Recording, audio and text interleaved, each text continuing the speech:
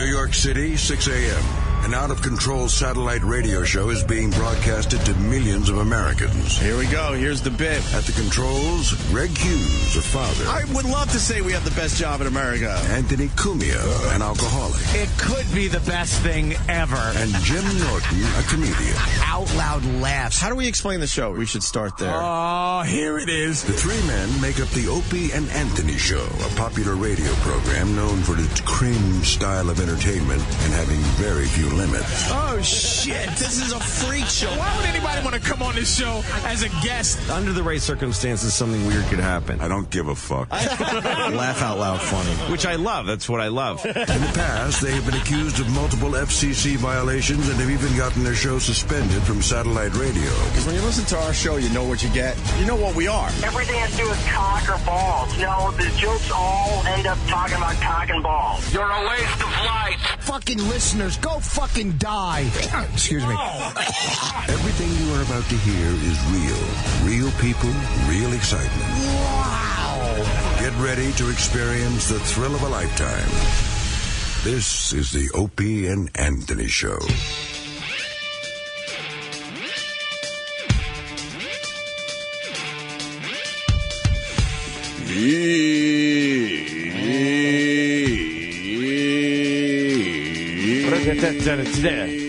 Morning. Hi, everybody. Morning.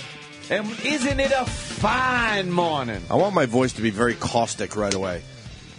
Yeah, I got to work on a tone that just is very caustic. caustic. Morning. Is that almost there? That's pretty caustic. Because you're supposed to have a very comforting voice in the morning for these assholes that are waking up. Very smooth. A lot of these guys, they set their alarm to our voices. Like that bum that's not in the news anymore. Oh, remember him? Where is the Whatever bum? happened to that guy? You know what? I'm not even content on the news telling me what happened to him. Remember that guy? I want to know what that bum is doing right now. That's how fast his career went. We're already in the whatever happened to that guy stage. That's how fast it happens these days, in the days of what they call the intratubes. That's right. You get on, you're famous, you're a YouTube sensation, they embrace you for 10 minutes, and then it's like, what happened to that guy? And then they go to a video about kittens doing adorable things. Yeah. They could give a fuck about you. Now it's all about, the... Yeah, I know he's in rehab somewhere. But no one even cares, and... Like they would be asking, like, all right, well, how's he doing? Mm-hmm. What is this rehab? Like, what do they do when he's there? Like, no one cares. And and the sad part is he is in rehab for 3 months in Texas, not 60 days, 3 fucking months. 3 months. That's how bad his shit was. And he needed the next 3 months to capitalize on his golden voice. Because he's going to come out and no one's going to care. Anymore. They're going to be moving on to the next homeless bum doing some ridiculous thing that's cool. On the internet, yeah. Because we're all out there now with our cameras trying to... Oh, yeah. I interviewed Jesus the other day. Really? I haven't posted the video yet. Is he back? Jesus is back. He likes to spell his name G-E-S-U-S. That's the new century spelling, yeah. And unfortunately, my bum... Is that like Junior Mints? He spells yeah, like G-E-E. Sam and his... Right. Yeah. You got to do the alternate spelling. So I interviewed Jesus thinking I might be the guy that finds the next Ted Williams. Nah, he's just a bum. No talent, just a bum. That fucking spells Jesus with a G. I'm like, thanks. Everyone knows you don't do that. Thanks. Was he Hispanic? Because he must have... Oh, no. He's as white as they come. And say he probably really didn't like Hispanics, didn't want to be confused with Jesus. Quite frankly, he looks a little like Jesus. He really does. Did he? But he's in the pouring rain with a blanket wrapped around him. So, well, Jesus didn't live, high on the hog. Wasn't living the life of Riley. No, I mean I'm taping all the time. I don't even know if I'm going to post the life it. of Jesus. But this is. I'll just show Ann off my HD. I want to see what he looks like. I'm walking up to him right now. This is the raw fucking footage. There's Jesus. There's my Jesus. Ted Williams. Oh yeah, look at that. Hey, it's Christian Bale. He looks a little like Christian Bale. Actually, or he looks like the guy from what's his name, Lord of the Rings. Oh yeah, he's got a little Lord of the Rings thing happening. Yeah. But the problem is, it's in the middle of Manhattan. It's not in some fucking where was Lord of the Rings? Help me out. Fucking in Middle a Earth. land far away. Middle Earth. Middle Earth. New Zealand? No, I'm not talking about the place they filmed it. What place was it supposed to be? Middle Earth? Middle Earth. Okay. Yeah, he looks like... He would look great if he was in Middle Earth, but it's Manhattan, and people are trying to fucking, get some chores done. Could you move out of my way, you bum? He was on his way to Mordor, yes. Yeah, thank you. He was on his way to Mordor. That's what I was going for. Fucking E-Rock goes New Zealand. No, that's where they filmed the movie. New Zealand. He's talking about the actual, fantasy movie.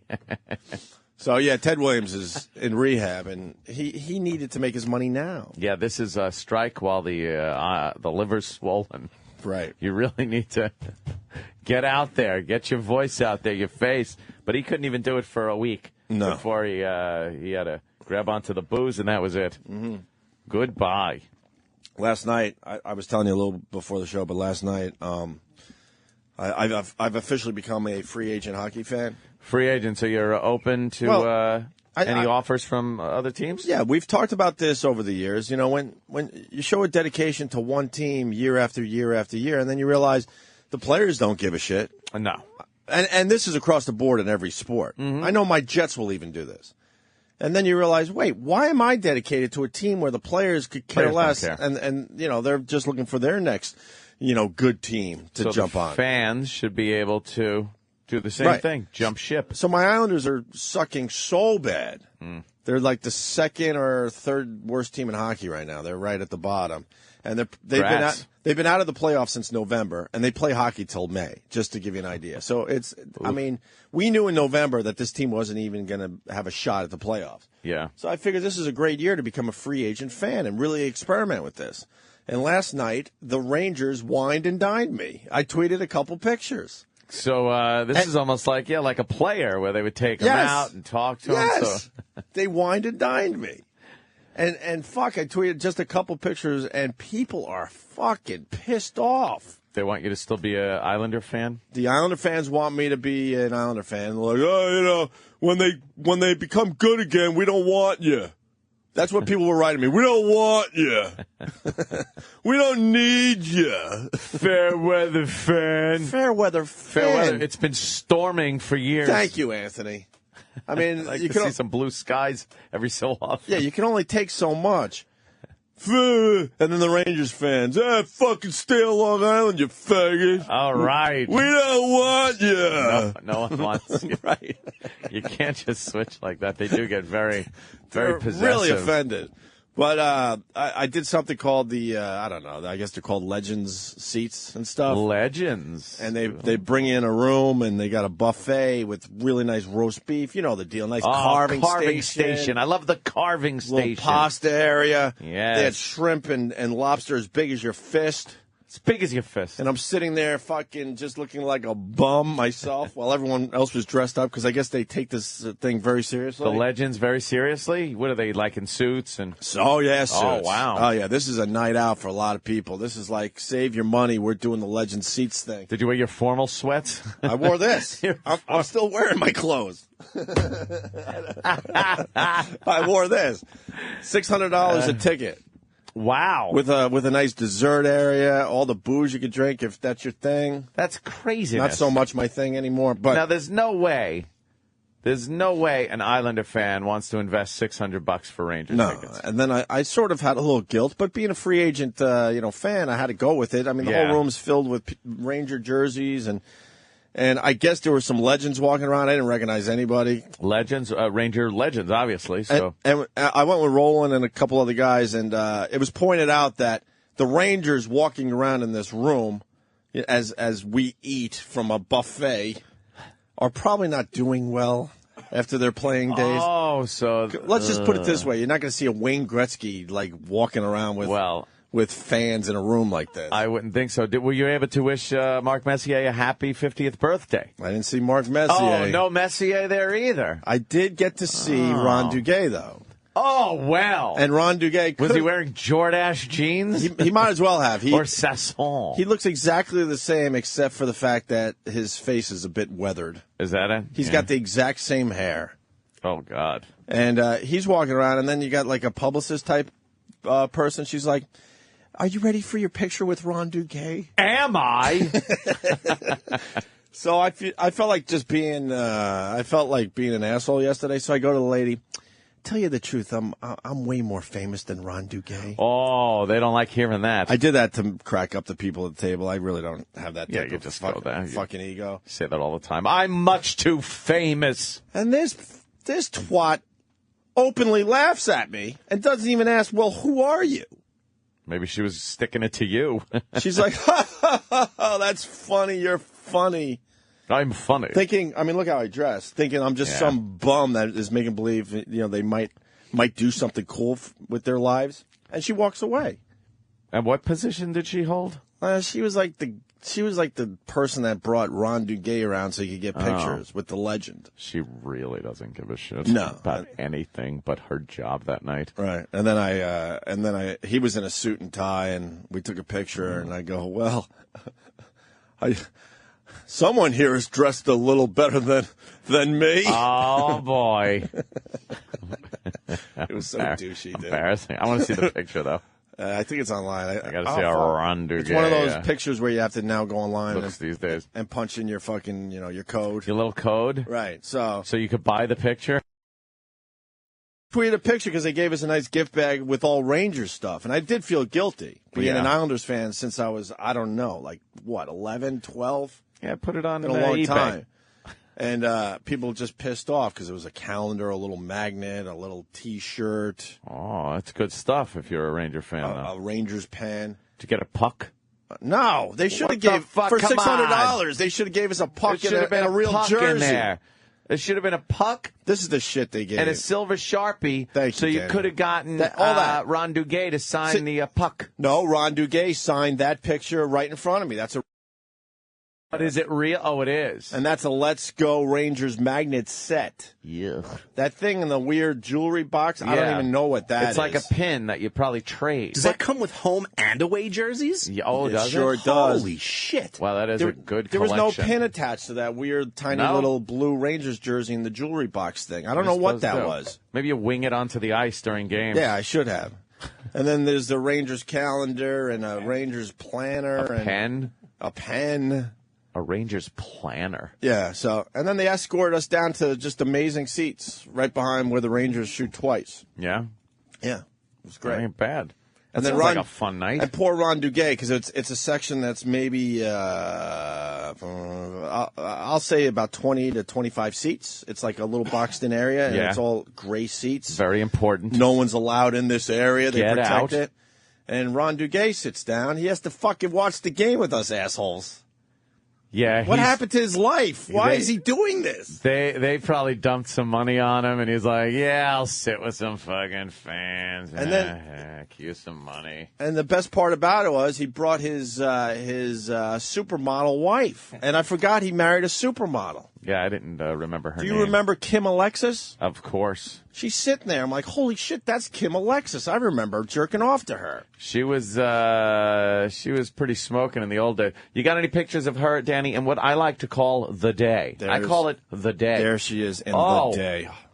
Holy shit cakes. Yes. All right. And you know what? I'm telling you right now, I need to know. Oh, my God. I need to know an age on Kim Alexis, but I'm telling you, she looked awesome. Did you? Oh, wait, bikini pic. Where you go? The ass. She looked great. Right, let's see that one. Oh, I remember that one. Oh, that was from the swimsuit issue, of course. Good God. Look at that ass. Good God. Oh, my God. And then she's in Mommy. Ron Duguay. And then she's in Mommy magazine, so. Oh, now it's like the new Kim Alexis. She cut all her hair off. Yeah, cut that beautiful hair off. She got the Mommy hairdo now, but she still looks hot as all hell. And she's got to be. I don't. Yeah, there's Ron.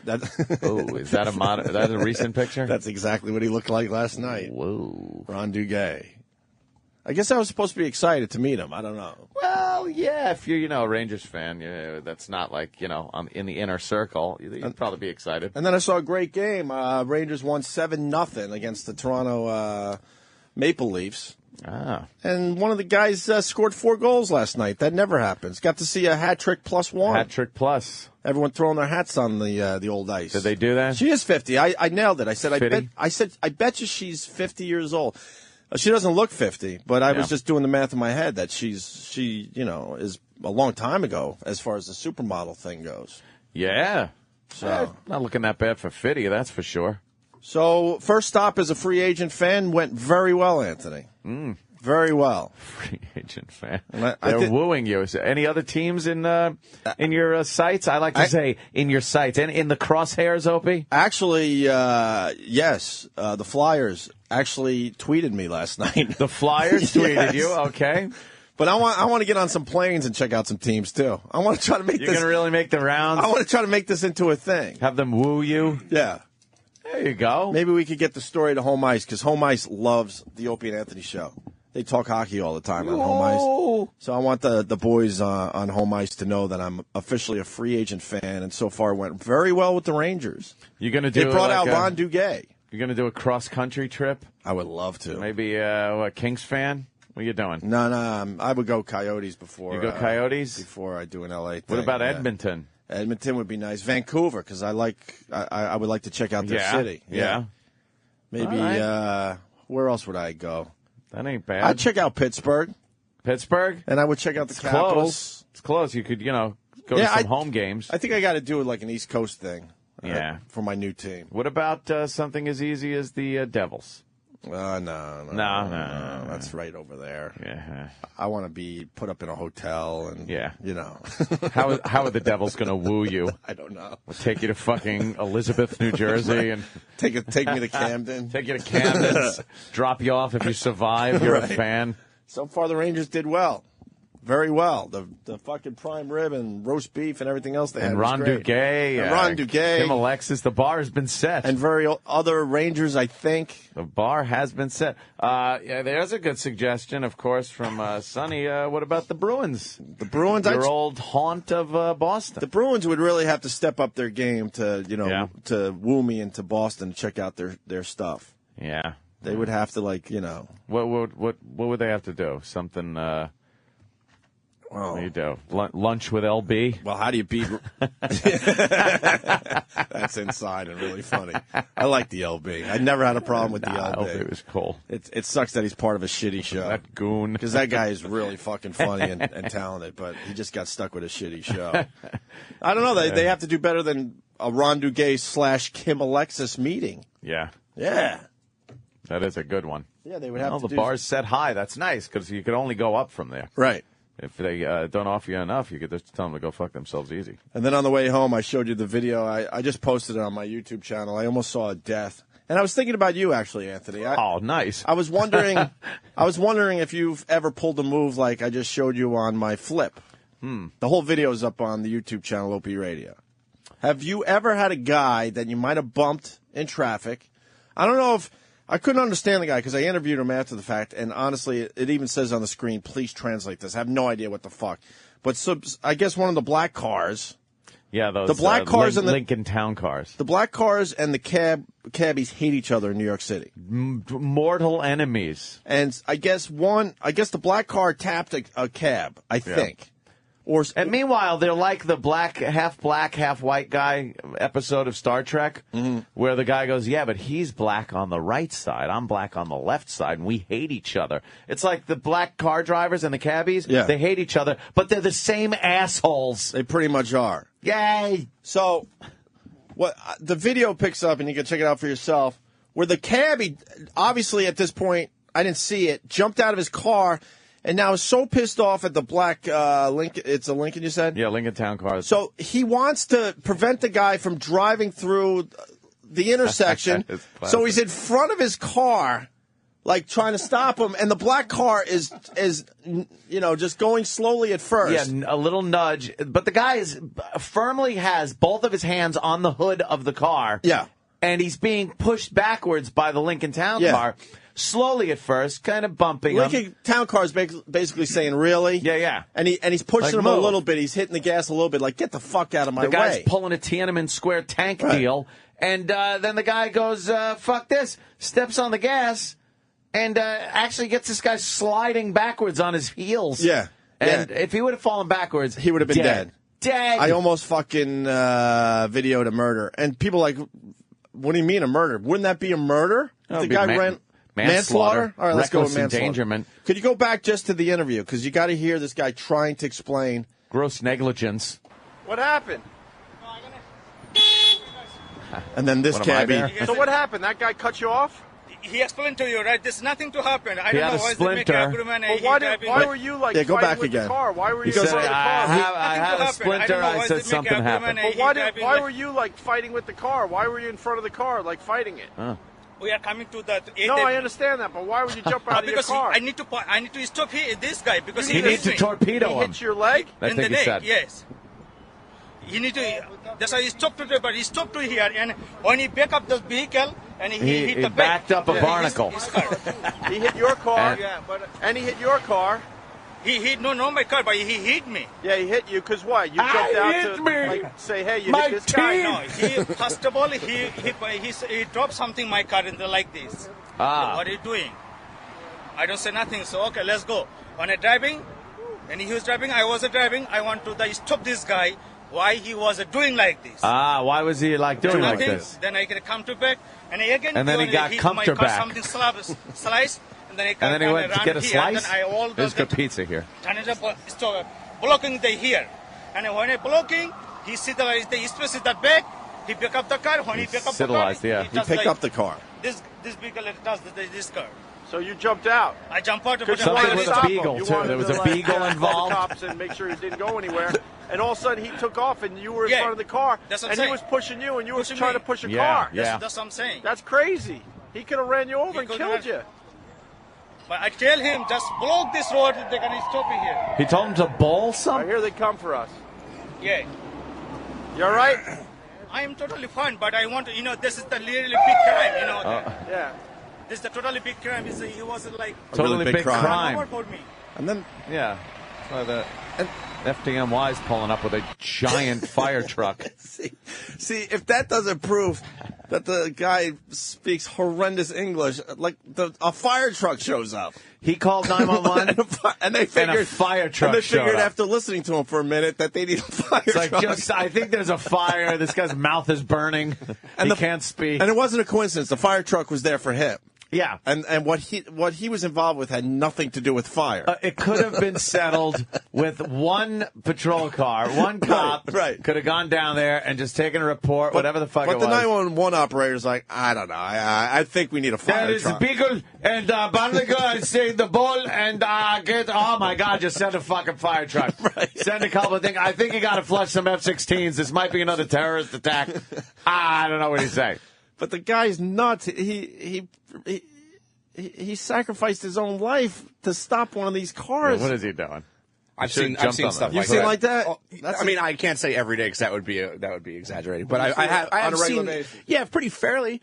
I mean, I find you lucky because you actually got to talk to the guy and figure out what was going on. A lot of times I'm in my car. Who figured out what was going on by talking to the guy? Well, you know what I'm saying? Jesus Christ, You had the Danny. opportunity to anyway. So, because one time I was in my car and there was a guy arguing with a black car, and he was a huge, ripped, like huge, muscly older guy. But he was holding this little teeny dog, and then the light changed, and like I guess the cabbie's not going to sit there and argue, so he just takes off. But now this guy wasn't done with his point, so now he's jogging down the block with his dog, holding his dog, and it was the funniest thing I've ever seen in my entire what life. a little dog. I tried getting video of it, and I really wanted to know what was happening, but I don't have the patience I wish to I wait could around for shit like remember. that. I wish I could remember. I have a camera on me a lot of times because after certain situations happen, you're just kind of like, Yeah. "Oh fuck, I had a camera." I know. And then you're like, "Hey." Well, I missed a good 15 seconds of that because I knew something really good was going down, and then what happens? You go into panic fumble mode, and all of a sudden, you Get the shot. Get the shot. all of a sudden you're like a Down syndrome kid. You can't figure anything out.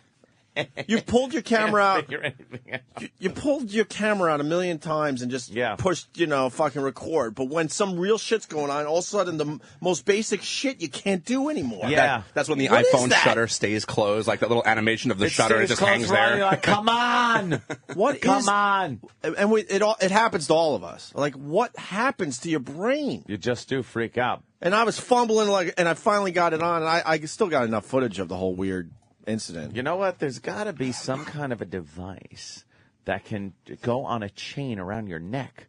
We're heading that way. That would just, you go, oh, shit, something's going down. And all you got to do is take it out and squeeze on it or press a button, and boom, you're taking video. We're heading that way. Maybe it's Bluetoothing it to your fucking phone. Because, I mean, I purposely carry around an HD Flip wherever I go.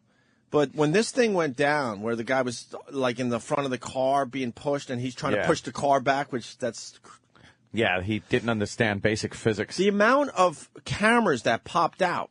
Yeah. And people were videotaping. Yeah, because they all have their iPhones. Fucking 5 different angles of this motherfucker. What, a mere year to 2 years ago, it would be very rare to pick up on anything like this, you know? Yeah, but now, man, everyone just pulled out their cameras and started fucking recording this. That's why you can't really make a ruckus anymore. You could maybe get away with something spontaneous, you know? Oh, okay, we got a translation? Is this a real translation? I like the fake translations, because the guy just wrote, oh, Jordan, thank you. He's a regular on Instant Feedback. He wrote, so he went to get a slice of bagel and the other car got in his way. See, that's pretty much. Or a slice of beagle? Slice of beagle. Slice of beagle. Is this the actual translation? I say. Someone just sent it to me, so I'm reading it with you. All right, I say, why would you jump out of your car? And he calls him Buddy. Because I need to path a need to stop does guy because he hit me. Okay, sounds reasonable. Okay, it is a good translation. He hit your leg, Buddy. In the leg, yes, pause. So he stopped to there. But he stopped to here on he pick up the P, kel, he hit the bar. Oh, he picked up a pickle and hit the bar. Yeah, that's what I do that shit all the time. It's like, hey, Danny, I'm going to pick up a pickle and I'm going to hit the bar. Dude, I'm there. What are you doing? Yeah. I'm there. So then I say, yeah, he hit your car, referring to Buddy 2. I got Buddy 2's interview. Maybe I'll slap it on the end of this video later today. And your car, and he hit your car. And he says, no, not my car, but he hit me. And then I say, yeah, he hit you because you jumped out to say, hey, you hit this guy. And he says, no, Perst ob all. Perst ob all. He is something. He dropped something on my car like this, waves arm, and go, what are you doing? I don't say nothing, so okay, let's go. So when I dribbing. Oh, dribbing, it's harder. Okay, yeah, dribbing. Sorry. Dribbing. Sorry, I should know the word dribbing. So when I dribbing, he was dribbing. I was dribbing, so I want to stop this guy. Why he was doing like this. Then nothing. Then you got to go back to this part on the video. Then nothing. Then I get a come to back, and again he only hit my car. Come on his back? Something syllabus. Slice. And then car come around here. Then I rolled out the chuck. And then what's that word? Tanatable? Tana Table Store. Oh, I'm sorry. The Tana Table. Oh, I'm sorry. The Tana Store. Table Store. I need a new one. Blocking day here. And when I blow king, he said Liz, it was bad. He pick up the curry. When he pick up the curry, he does like this vehicle across this car. It makes sense after he stops telling his story and Opie starts to talk again. Tana Table Store, booking day here.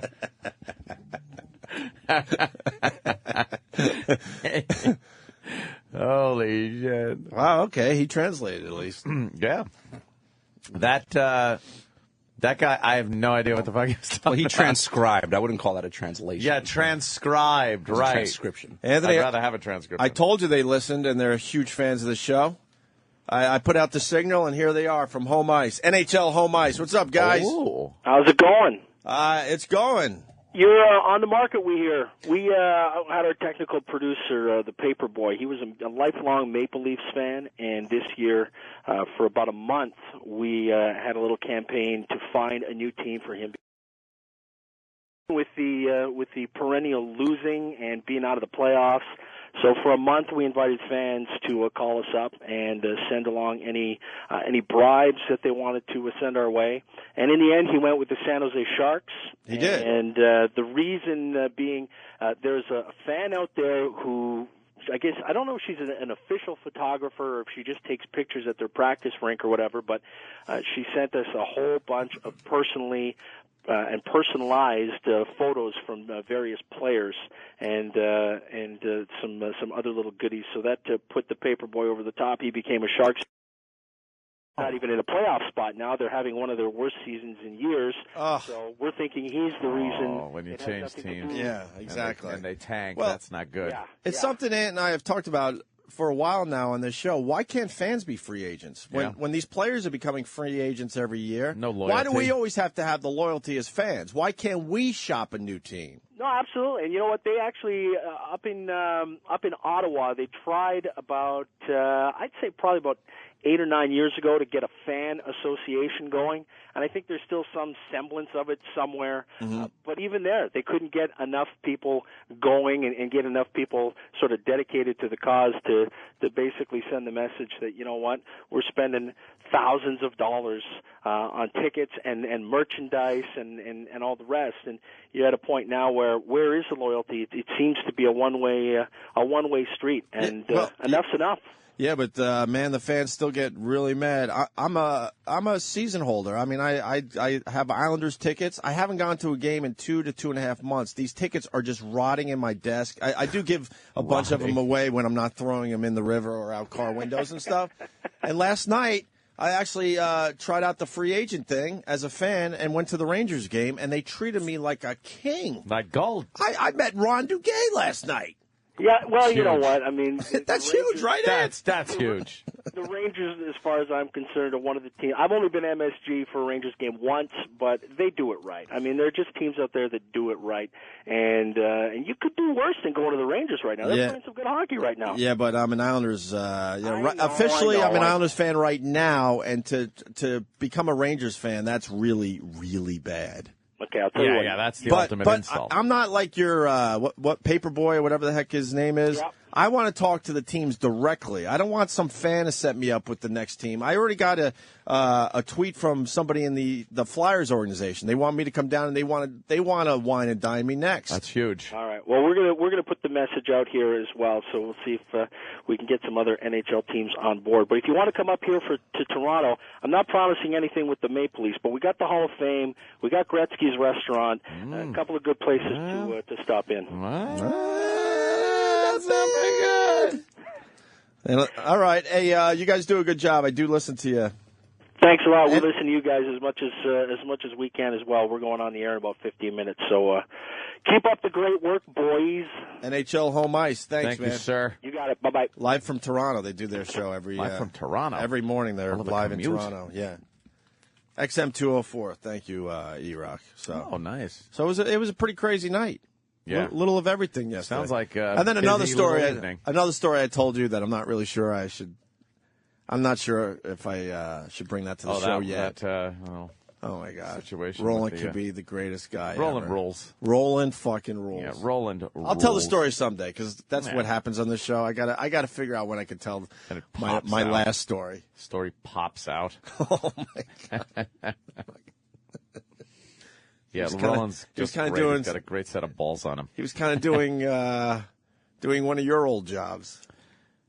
Yeah, true. Yeah, I did that job for a little while. I gotta shut up for now. I'll bring it to the show though. I just gotta figure out how. One of the biggest laughs ever was last night with Roland. Roland is. I'll just say that for now. Skinny Roland was what a hit. Yeah, Skinny Roland was, and I guess our own Travis is really upset with the Skinny Roland.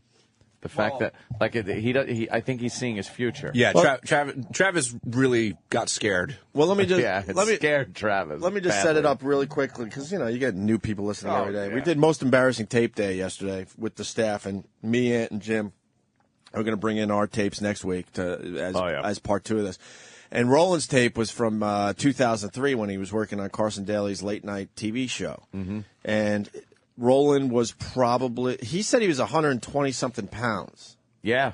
And now, I think he's a little sensitive about it, but he has gained about 100 pounds. He's over 200 pounds now. Mm-hmm. So to see skinny Roland, it creeped everybody out because it's not that far. It's not that long ago. It's 2003.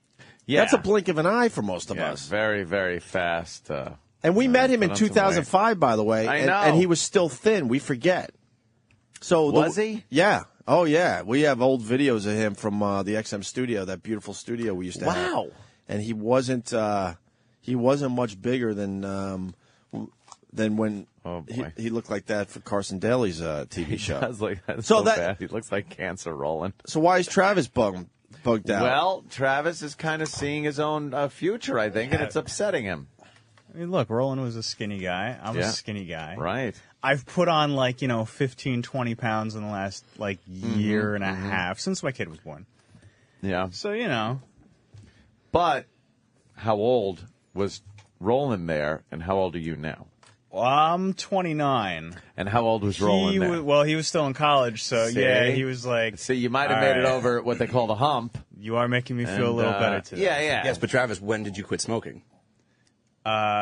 2 years ago in May. And when did you start putting weight on? About 2 years ago in May. Yeah, no, I know that's got a lot to do with it. And Travis, what were you eating for breakfast almost every day for months at a time, at least?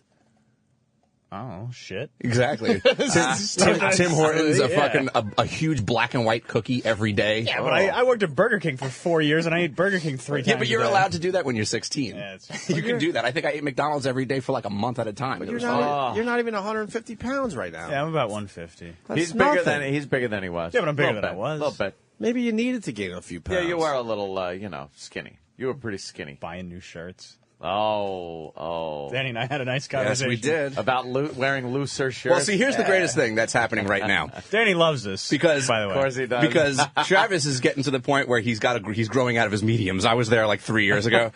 I know what that feels like, and it sucks. Yeah. But I'm actually losing weight. So I am not feeling all of the tightness that I used to be feeling in my shirts. Like pulling down my sleeve. But Travis is. So he's telling me all these things that he's experiencing with the shirts. I'm like, yep, I know all about it, buddy. God, you just nailed it. I had to go from mediums to large. Isn't it a sad day? And you trying to kind of a sad day. You convince yourself you'll wear that fucking medium until you're like, dude, I look like I have tits and a stomach. It's retarded. But for years, when someone said, "What size are you?" you say medium. So you keep saying it, even not thinking oh well, fuck. Yeah, threw all my small shirts away. I'm a small. You had small. Yeah, I'm an L, but I think I was supposed to be an L way before I became an L. Really? I was trying to hang on to the M. Hang in there. I was trying to hang on to the M. When you start getting gifts and no one asked you what your size was, and they just go, "Oh, he's a large." That's gotta be a large. But and people out there are like, that's nothing. I'm a triple XL, but that's the point. I went from M to L, which means an XL could easily happen in my near future. Very hard to keep in the M, in that M category. Now that I look back at some of my my pictures, I should have got out of the M Get sooner out of the than M I did, a little sooner, but I refused. You do try to put up that fucking mighty battle, but. Well, the good news is I still fit in some of your clothes that you've given me over the years. Good, so. good, yeah. Oh, it's really weird to see all my old jeans worn by the staff. I'm wearing some today, I think. Oh, Jesus Christ. I'm going to have a whole bunch of new stuff coming in soon. The thing about Travis, though, is that, he's scared about turning into, what Roland is now. Yeah. And he goes, I kind of feel, I guess, and this must be what Jimmy felt like when, he decided to quit smoking. That's the first thing I thought of. When he saw that, the guy with the what may or may not have been mouth cancer or whatever, and it freaked Jim out to the point where he actually quit. He quit smoking that day, yeah. So, Travis is trying to relate to that and say, I feel like that. I should stop eating all this garbage. So it gives and shit. you motivation. So, Travis goes out to lunch or picks up lunch to bring back. 15 minutes later, he walks in, smells delicious. What is it, everyone? Burger King, a fucking steakhouse sandwich and barbecue sauce and fries. There you go. But just think what he would have gotten. Yeah, Two probably of them. two. Yeah. See, he did cut back. Nah, you're making me feel better by, reminding me good. how old. I just totally fucked him. Keep justifying all of his shitty eating habits. Roland was Let him turn younger, into a big fat pig. How old are you? 29. I'll be 30 in March. Wow, once you hit 32. I swear to you, man. The metabolism kicks down a few notches. I swear to you, when I hit 30, I felt like metabolism changed that day. It did, that day. I don't know what it is. It's obviously psychological when you hit the big 3-0. But I started, the weight would stay on. I'm in. I used to be able to eat whatever the fuck I wanted, and I never gained a pound. But when I hit 30, it just all changed. Well, we'll see what happens this year. This is the big 30 year, so. Big 30 year. Yeah, I'll be 30 in March. Your metabolism sounds like in a movie when they have to cut power down by 30% at the power plant, and you just hear that wine go. That's your metabolism, and those Burger King things will stack up on you pretty quick. They're delicious. Yeah, they are delicious. Have you guys seen and the I haven't had one in years. Have you seen the BK House? I saw that on the way home yesterday. Dude, what the fuck is that? What about? the fuck is that? There is a Whopper bar. Yeah. That's what it's called. I think. Is it called the BK Whopper It's Bar? the Whopper Bar. Yeah. Or is it the BK House? They got all sorts of good stuff. We saw this thing for the first time walking. I decided to walk from the garden. I walked 50 blocks or something like that last night. And it's rolling. Hey, rolling? But how does rolling? Now, I want to know this. All the Travis saying the same denials I've been saying to myself for years. Is that it? I want to know how Roland fits into some of these Bruce Springsteen shirts that you've had for years. What? You fit into some of these Springsteen shirts that you have had for years. Do you want to know the secret? What? You gotta go online and buy vintage and order 3 sizes bigger. Oh, okay. Roland plans ahead. The original shirt. Girlfriend, I can't fit in those. I'll be like this. No girlfriend.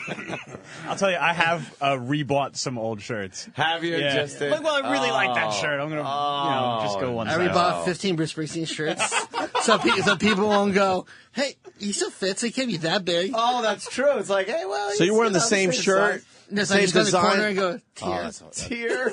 Oh, So you got the. Yeah, the trunk LTDs you could go on. They're more expensive, but you're like, fuck it. Wow. Okay, I didn't know that because I'm like, yeah, Roland's wearing these old shirts, and I know he's gone to Bruce. I know he's probably bought the shirt, and then how did it fit? But oh no, I thought you were thinking ahead and like a skinny little How great Roland is that? in this giant shirt back in the day. But he has to put the smaller size back in the drawer and pick out the exact same shirt in a larger size, and no one has noticed the difference. What do you do with your small shirts? You can't let them sit there reminding you.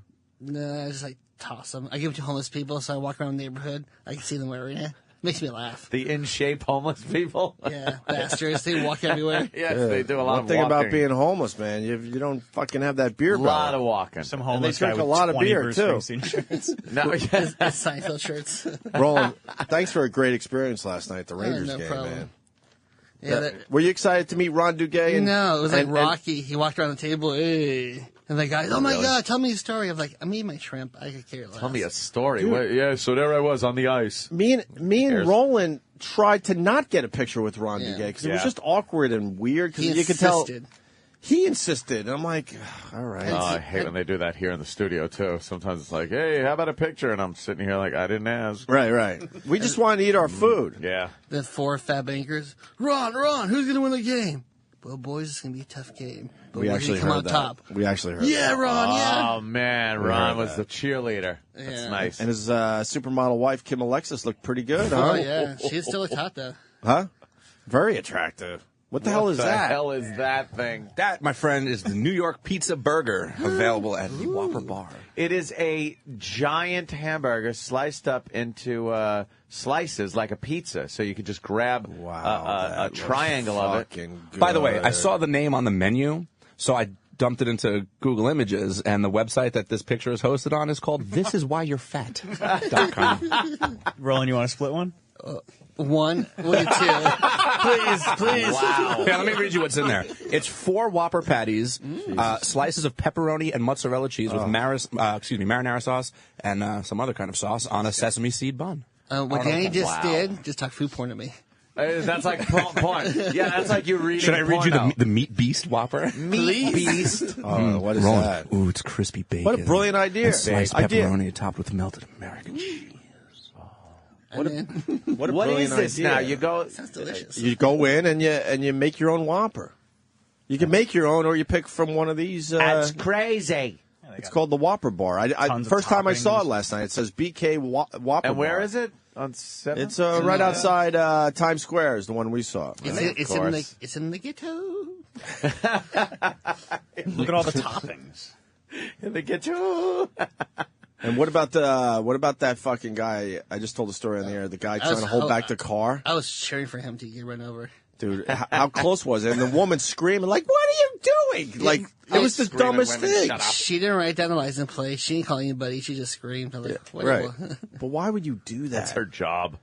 A little fender bender, and you're getting in front of the car, and the guy's like, "Fuck that! I'm not stopping," so we could exchange info. Oh, you got the calorie count? Oh, no. Love the calorie count. Help me out here. Where are we at? Well, first up is the New York Pizza Burger, which is actually 6 servings. So if you manage to mow that whole thing down, that's 2,500 calories. Oh my God! Look at the cholesterol count. It's 380 milligrams of cholesterol. Not bad. Yeah, not bad. Is that bad? Almost 4,000 milligrams of sodium. 3780 milligrams of sodium. Is that a lot? Yeah. But That's dude, check out probably all that protein. But, they say 6 servings. Come on. 2 guys could tackle that. Yeah. 6 servings, my ass. You're not going to have one of those little slice things and go like, oh, that's it for me. If they intended you to eat it that way, they'd sell it by the slice. Yeah, yes. Or if you're hungover, one person, right out. One person. Well, that's what pisses me off about. That's what pisses me off about ice cream and stuff. You go to the store and you get a pint of ice cream. Yeah. And then you see the calories, like whatever. Like, I could deal with that. It says like, let's say it's like a low-fat frozen yogurt or something. It goes, 200 calories. I'm like, I could eat this 200 calories. Nice. And then it says how many servings in the little pint. 6 servings. 6. It's like no one eats that. No, you eat the whole thing. When you eat ice cream, you eat the whole fucking if you're thing. going for it. Right. Triple But they Whopper. fucking try to trick you with that serving shit. A triple Whopper. How many calories? It's just... With or without mayo. Gotta go mayo. 1,160. Gotta go mayo. 60. That's half. Then with cheese, 12. That's just about half your calories for the day. Sodium count and everything. And that doesn't count the French fries you would get with it, the soda. Or the drink, yeah. How do people not drop dead just eating this, like, right on the spot? I've had triple Whoppers. Oh, my God. Holy shit. It's almost like The Simpsons where Homer was thin, eating everything. And then it stops and Look, then man, flash forward until now. If we want to make a run, I'll buy at the Whopper Bar. You guys want to check one of these out? Which one you want, man? Let's or whatever. I say I'll find out. an array Find of out. selections. Well, let's check out the Whopper Bar. Craziness. You want to check out the pizza one? Yeah. That sounds really good. But we'll all have a slice. We can all have one serving. No, we Yeah, could get a one few. is not too bad. Let's get a few different Whoppers. I'm buying today. I want to check out this Whopper Bar. They better get some spray in those bathrooms. I fucking worked out yesterday after about a week of not, and I am in pain, and I'm not letting that go for naught. There's no fucking way I'm biting into one of those goddamn You don't things. want to bite into the meat beast? No, I'm not eating the meat beast. Wow, they're just... Yeah, of course. Save that clip. I'm always thinking. At least I said I'm not. We'll just cut that out. As the years go by... Eating the meat. And that one too. As the years go by, they're just making it harder and harder to try to eat relatively healthy. That's now they got crazy. the Whopper Bar. You know what is great too? Times Square. You got that stupid Mayor Bloomberg doing everything to try to keep people healthy, and the smoking thing, the sodium, the trans fats, everything. Yet when he sees an opportunity for a company to come into Times Square and dish out death money, he has no problem. Yeah. Come on in. Right. Come on in. Oh, Times Square's open for you there. Whopper Bar. That sounds great. Right. How about you look at some of the fucking stats on that food, you dummy? Yeah, Burger King's bad enough, and now they've just they upped the ante with the Yeah. Whopper Bar. Of course, you're making a great fucking he's point. fucking full of shit. Why are you That's allowing why. these businesses to pop into Times Yeah. Square if you care about what people are eating? Terrible. That's asshole. That's just like somebody smoking inside the place. If you're ordering that fucking pizza thing and you're eating the whole thing, you might as well be smoking in that Whopper Bar, and you would get thrown out or arrested or whatever, or a ticket at least. I want to thank the casino for having a smoking area in the casino. It was terrific, where all the smoke knew where to go. It was just in this one area. One area. In this nice. It was weird. Like the smoke didn't go anywhere else because it was a smoking area. Smoking area. And the It smoke, knows not to and the leave smoke it. just knew. Of course. Holy shit! Can't It stand was like that. old school with my fucking clothes. Really, I know. I can't stand that smoky. Ugh. We should take our first break. Roland, thank you though. That was a wonderful night, man. And you are my hero. I woke up in the middle of the night laughing. I think I could tell the story as long as I keep the names out. You could do that. The flash was on. Yeah, might as You well. stupid. Should I tell the story? I don't know if I should tell the story. Should I tell the story? What do you think, Ed? If it's, kosher. Let me think it over. I'll get it on the air. I gotta think this one out. But Roland, fuck, dude, you make me laugh so hard. All right. Hey, with this production piece, Danny, as we go to break, what is it? I don't know this one. Voss. You want to save it today? We could save it for him. No, we'll play it now, and then we can play it again. All right. This was an idea Derek had because, of course, Voss always has to get a deal, and he thought it was time that maybe it was time for an intervention. Oh, a little deal type, a cheap guy intervention. Yeah. Oh, I get it. I see where he's going here. Uh-oh. On an all-new Jewish intervention. Why are you always looking for a deal on everything? That's what I do, okay? This is my friend. Comedian and Jew Rich Voss is confronted about his frugal spending habits. You never buy yourself nice stuff. The car's always 2 years old. Nice other people's shit. There's always something going on with you. Will this once semi-famous comedian be saved by his more famous friends? You got to go to this new website. Everything's on sale, like high-end shit. See, it's always that. That's what... Everything on everything. When was the last thing you actually bought something brand new and didn't go looking for a deal? You don't get it. Can the aging stand-up break the stereotype that Jews really are cheap? There's no bartering. There's no... I mean, maybe a little, hey, do this, do that, take a couple. You got a Dead Guy's Watch on you? See this right here? See this shit right here? Dead Guy's Watch. Or is it simply too late? It's too fucking late for him to change. Rich is what he is. He's gonna go to a fucking garage sale. It's not the bargain. It's the fun of negotiating, man. It's not the bargain. I don't believe it. I don't believe it either. I don't believe him. Find out on an all-new Jewish intervention. The Opie and Anthony Show on the Virus. Sirius XM.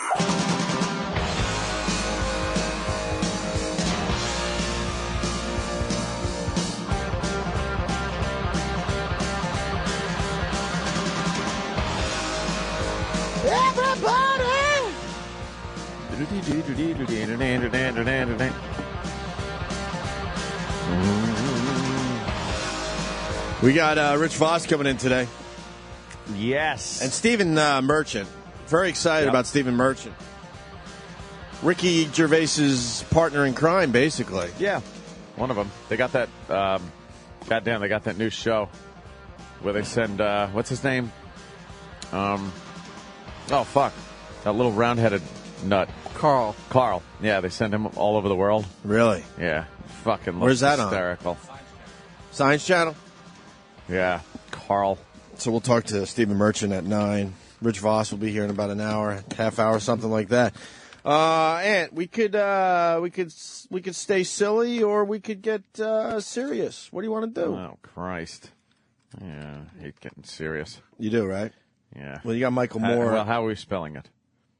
S-I-R. Yeah. Oh, Michael Moore. Yeah. Michael Moore and Rachel Maddow talking guns. Yeah, it's all about the guns lately. You got to talk about guns. Michael Moore is just proving he's very accurate. What? I read what he said, and I'm like, well, describes me. Oh, really? Okay. Like, what am I going to do? Well, let's play this clip then. They can't get enough of the gun discussion on TV these days. They love talking guns. I'm more worried about cabs and fucking those black town cars. I love the guns. Than guns. My God, man. Yes, and I am loath to bring up what is in our head because we don't like to talk about it so much. But on this particular day, on Martin Luther King Day, I think this needs to be said. That imaginary person that's going to break into your home and kill you, who does that person look like? It's not freckled-faced Jimmy down the street, is it really? I mean, that's not what really people, we never really want to talk about the racial or the class part of this in terms of how it's the poor or it's people of color that we imagine we're afraid of. Why are we afraid? What is that? And it's been a fear that has existed for a very, very long time. And, but I love this quote by Martin Luther King. Somebody said to him one time, why do we need to enact a federal anti-lynching law? You can't force people to love each other. You can't, a law isn't going to make somebody not a racist. And he said, yeah, that's true. You can't legalize us getting along with each other. But I have a feeling if we pass an anti-lynching law, it probably is going to help. And it did. And we need these laws. but we also need to address the larger issue of why are we such a violent people, and not just personal domestic violence, but a nation that invades other countries, that has such a huge weapons budget, that just seems just so intent on violence being the answer. And I think that's the thing we want to dance around here. We're afraid of really talking about it. If we can just focus on something else, we're going to be okay. He is such an asshole, by the way. But we met him. I have to address. But we met him. Yeah, we met him. All right. He was nice to us. He liked us. Because he's a phony crock of shit, is what I saw. I can't he's hate any phony. I can't hate anyone I've met. I hate him. He's a phony. He's a phony. He's got an image and a persona that he puts across as this, liberal, look at me, I'm out for this little guy thing. And then you sit and talk with him for 10 minutes and you realize he's a fucking, he's just a showbiz guy looking to sell his next project. Aren't they all show busy on TV, though? Oh, yeah. But he tries to come across like he's not show busy? Really into his causes and stuff. It's hard to take Bill O'Reilly serious when he's yelling and screaming, and then does a plug for his fucking no spin zone coffee mug, coffee mugs, and everything. Frisbees, and whatever else he slaps a label on. Everyone's hawking Keith Olbermann does the same shit. Let me address something here. Sure. Statistically, Michael Moore described what home invaders look like and where they come from. This imaginary person that breaks into your house, if they're there to rob your house or unless it's a personal attack on you for something work-related or marriage dispute or cheating or something like that, if a criminal is breaking into your house in a home invasion, statistically, it's probably going to be a young black male. That's just police investigating attempted break-in in Kings Point, Long Island home invasion. It's right up on the Fox 5 screen I'm looking at right now. Why is Long Island... Now, get me a description, please. Why is Long Island the capital of home invasions? Because I'll tell you why. For the people, I hope they understand, we're in Manhattan right now, okay? To our east is Long Island, to our west is Jersey, and then you go north, you got Connecticut and all that. But when it comes to home invasions, they never talk about home invasions in Jersey or anywhere else. It's always Long Island. Why? Long Island's an easy place to do a home invasion because you're close to major thoroughfares, major arteries that take you right back to the city again. So you could rob a place, get back on the highway, and then you're back on the road. You're out of that town for that you just robbed a house in, and you're back into the city, wherever the fuck you come from, probably the city. Mm-hmm. But the thought that Michael Moore sits there and says that statistics say that the gun crime, things like this, gang-related violence, it's going to be minorities. It's going to be minorities. And when he talks about why we're such a violent country and going to war against other nations, that's his idea of violent country is the white politician being violent or this asshole in Arizona being the violent guy with the gun. Hey, Michael Moore, how about the fucking thousands of gang-related minority shootings that happen with illegal guns every year in this country? Mm-hmm. Address those. What, those people get a free pass, Michael Moore?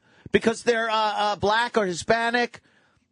Because white people are afraid of home invasions? Of which, as I'm talking about you and this imaginary home invasion shit, I look up on the TV at the same time. Swear to God. We were just talking about it. I look up, and right by my home, I'm looking at a home invasion.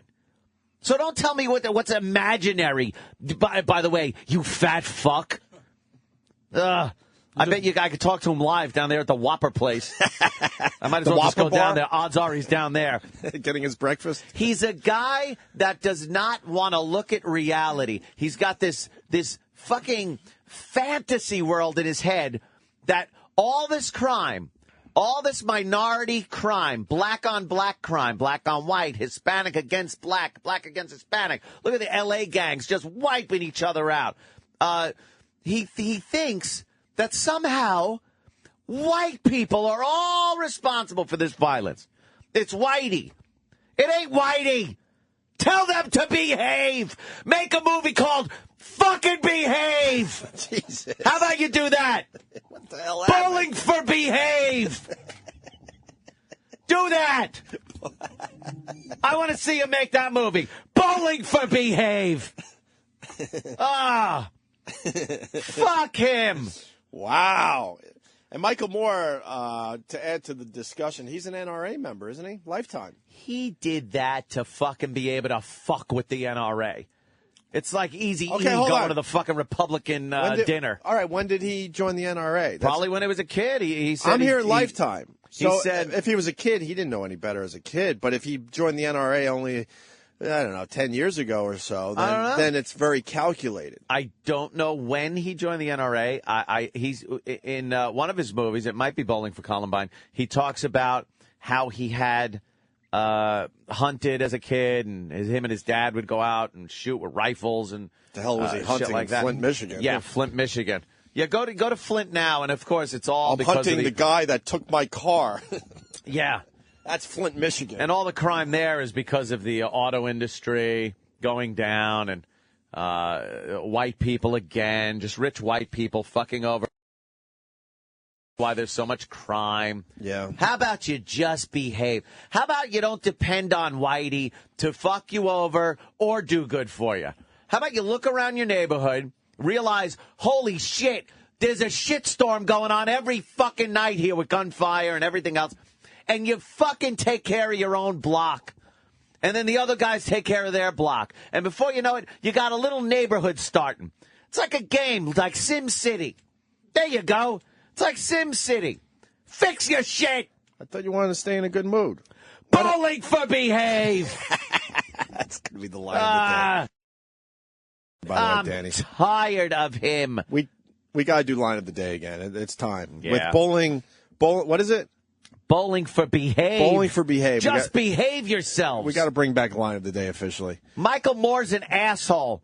And I'll tell you one thing. We had him on the show. You didn't say any of this stuff to him. If he was here right now today and he came up with that lame-ass fuck statement that everybody that owns a gun is racist and fears fears people of color. That's what it is. You fear people of color and you're racist. How is it racist and fearing people of color when every time I see a home invasion, convenience store security cameras, people being shot, a large majority of the time, it's minorities doing it. I'm just stating fact here. I've looked at FBI statistics. I've looked at them. I've seen them. And he just wants to, he's constantly blaming Whitey. See, he had to say, it's not the freckle-faced guy. What, the white guy? Mm-hmm. Look at the alarm commercials. He must love those. Oh, look, it's an accurate depiction of a white guy kicking in the door in a suburban neighborhood. Stop already. This Michael Moore with his lines of shit. What's the matter? No interest in any of your projects? You got to come up and chime in on this Tucson situation? Well, why don't we get him on the air? Roland, try to get Michael Moore on the air today. Yeah, get the Michael Moore. Yeah, he might take a call from us today. Michael Moore. Yeah. Stop it already. No Whoppers till 10:30. More importantly. And no more Pizza Burger. Why did they get rid of that? The fuck is going on with our Whoppers? I'm getting the text updates from Trav Dog. Trav Dog went to, tell him to go to Pop-Tart World. Oh, stupid Pop. Tell him to stop by Pop-Tart World and see if that place is still in business. How's that place doing? Worst business idea ever, Pop-Tart World. Check it out for yourself if you ever make it to Times Square. Yeah. It's a disaster of a business model. They thought it was going to be like the M&M store, and they ain't quite panning out, is it? Not at all. So Tart store.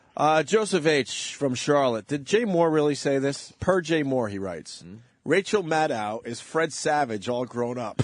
That's pretty good. What was Rachel Maddow saying? Anything? No, Did she really. chime in? Not really. Everyone that owns a gun, as Michael Moore says, is racist and has a fear of people of color. Media. Let me go to Justin in Tampa. He wants to argue with you a little bit. All right, Justin. We're not going to make a thing out of this. We're going to move on to other material. But Justin, you got through in the nick of time. Go. All right. How much of this? And I know you say you read the FBI statistics, but how much of this is the media covering, the black guy that's the home invader? And then on the opposite end of the spectrum, there's a story about this 19-year-old black girl who comes home from college, goes to visit some friends in Baltimore, and disappears. And, the mayor or the police chief of Baltimore says, this is our Natalie Holloway, but it's a black girl. No one's covering it. If it was a little white girl, it would be all over the news. So how much does the media play a role in this? Well, you're talking about two different things. As far as abductions go, the media will always concentrate a lot more on the little blonde-haired white girl than they will the black girl. Don't know why. That's just the way it is. I've never seen a program stopped for a special report because a black girl is missing. Yeah.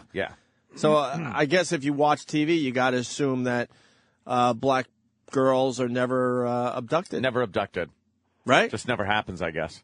They're not going to stop your American Idol to tell you that some girl went missing, some black girl went missing. But if she has blonde hair and blue eyes, boy, man, yeah, you're not going to be watching American Idol for a while.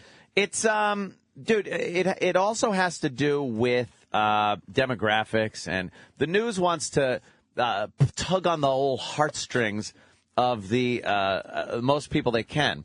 And when you're talking 10, 11% of the population being black, I think the news sees that as like, well, how many people are really going to be interested? But if we put a little, blonde Jean Bonnet-looking thing on there, we're going to really get a lot of viewers. Now, that's totally different than black crime, because that could be looked at with statistics, with arrest records, with it's something that could actually be looked at. And it's very rare. I would love to watch First 48 and see a fuckload of white people killing other white people on that show, and have investigators find out that, it's a couple of white guys and they killed a white guy. It's constantly black on black murders on First 48. Very rarely you'll see white people. You'll see Hispanics. But for the most part, it's amazing how many black people are killing each other out there. Well, so Anthony, then, is it, can we agree that it's a lot of how do we scare white people in the media? No, we scare white people by showing little white girls being abducted. How is it? I'm not talking about white girls being abducted. That's not my point. I'm never making that point. I agree with that.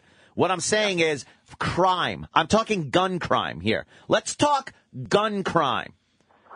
We're talking about a lot of disproportionate number of minorities committing gun crimes. Well, I'll agree with that. But all right. At the same time, it's when white people get angry at each other, we don't shoot each other, we sue each other. It's just is that a tattoo? A totally different thing. Yeah. So you called up to argue, yet you're agreeing with me? No. What I'm saying is my argument was how much of it is the media just wanting to show what they want to show and wanting to show things that scare the people watching. Nah, you're arguing apples and eggplants. I don't want to sit here and argue that. Whoa. All right, boys. You'll have a good day. All right. See, he got scared. He ran away. He did run away. So what? Bowling for what? Bowling for behave. Bowling for behave. Bowling for behave. I'm trying to think if we could rework some other black movies with the word behave. I'm sick of him. I'm smelling a bit today. I'm sick of Michael Moore. Are you? Is he really hurting anybody? Yes. He's spreading his dumb ass shit liberal bullshit propaganda. And that dumbass no ratings channel with Rachel Maddow. No, isn't that funny? No, they cleaned her up and they made her didn't look like clean her up. They made her look like a girl before they gave her a TV show. A girl? Have you seen the pictures of her before they decided to put her on TV? Yeah, but they softened her up. Yeah, well, she's she more manly like than Travis before she was doing TV. Looks like a guy. Find pictures of what she used to look like before they had to make her sort of look feminine for MSNBC. Looks like a man. That's why I said sort of. This is what she used to look like. Oh, crap. You would say that's a guy. Yeah, I would say that was a gay man. She looks like B.J. Novak. B.J. Novak. From The Office, anybody? Oh, okay. But she used to look exactly like a college. Yeah, she looks boy. like some kind of a gay college and boy. MSNBC's like, look, man, if you want a TV show, we're going to have to make you look like a feminine. We're going to have to make you look like a woman, I should say. Sorry. So they softened her up. She doesn't want to fucking look like that. She wants to look like a boy. Badly. Yeah. Badly she wants to look like a boy. Oh, wow. Very good observation, looks Danny. like him. Yep. Trying to look for B.J. one Novak. with B.J. in glasses. Yeah, put him in glasses, and it looks like Rachel. Wow. Yeah, I'm just tired of Michael Moore and his fucking bullshit. Michael Morse. Paul Stanley, 59 today. Wow. Dude, your favorite. Bill Maher. Did you send him a birthday card? Oh, 55 Bill Maher. years old today. Why don't Bill Maher and Michael Moore sit there and just suck each other's cocks? They could sit there and just suck each other's liberal cocks. Yuck.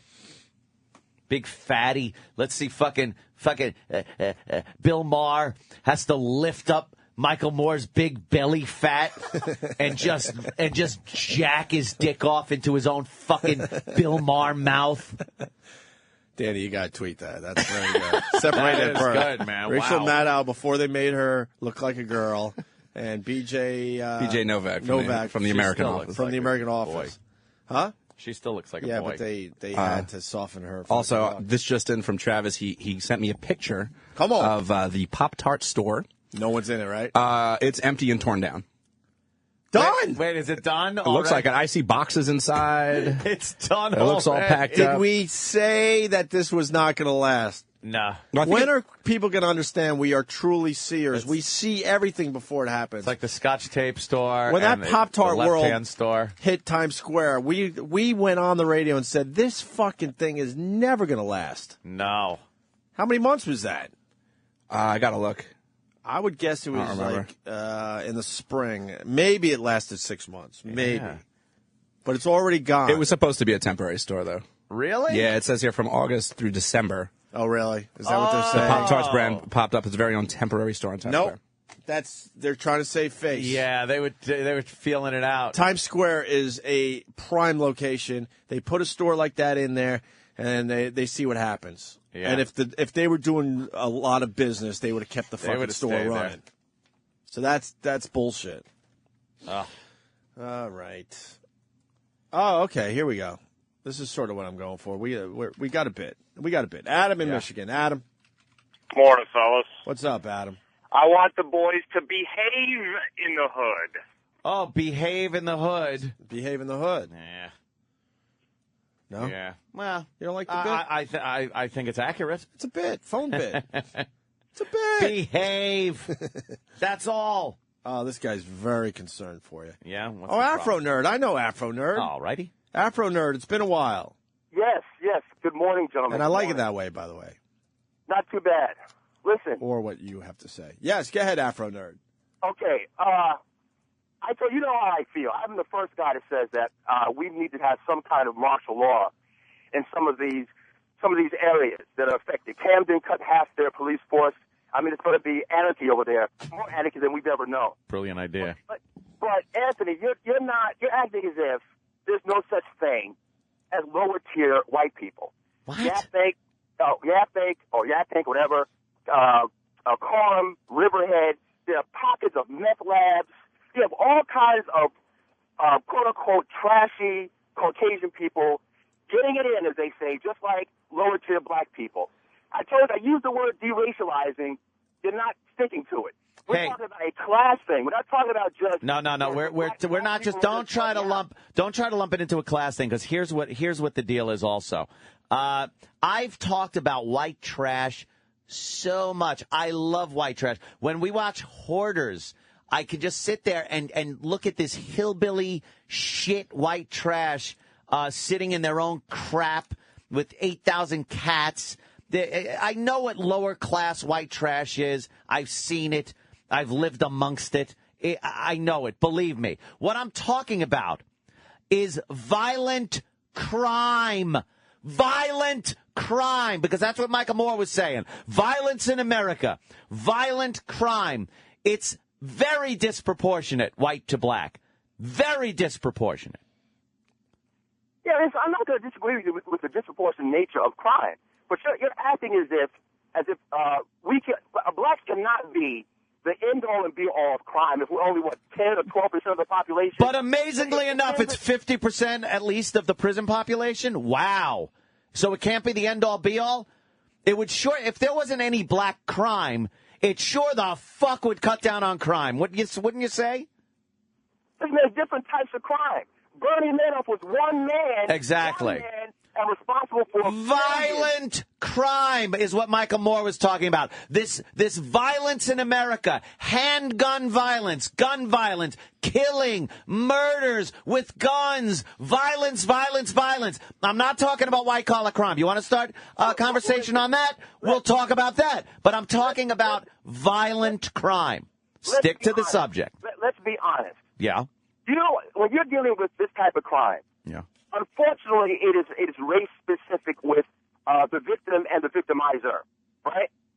So what you're failing to realize is that this type of crime is not really affecting you. Oh, you don't think black on white crime is big also? Let me tell you something. I've looked at the stats. Look at the stats again. Black on black crime is gigantic. Black on white crime is huge. White on black crime, oh, look at how that stat drops down. Listen, for you personally, this is like Sally Struthers and flies around the heads of poor kids in Africa. Yeah. To you. In other words, why is that? You just don't like it because it makes you feel uncomfortable. So it can happen to me. What are you guaranteeing as a black person? You're now guaranteeing my safety. Is that what you're doing? I can't guarantee. Well, why not? You say it shouldn't involve me or concern me. That I walk down certain streets or I'm in certain areas where I have to be more concerned about my safety than other areas. Right now, you have to. Can I get a PBA card? Could I get a PBA card from the black community that will get me out of trouble if I go to get accosted in some way, shape, or form? Listen, right now, you need to be concerned with the thin white male in the thong. With the oh, right, because let me tell you something, because that's just running rampant. That runs rampant. Crimes like we saw in Tucson. Oh, my God. Every day you hear about that shit going on. Would you stop it? You and the fucking news should stop it. Start fucking telling us the racial background of every fucking shooting they report on television. Could you please do that, news? Could you please say young black male? We're looking for a young black male in connection with a shooting.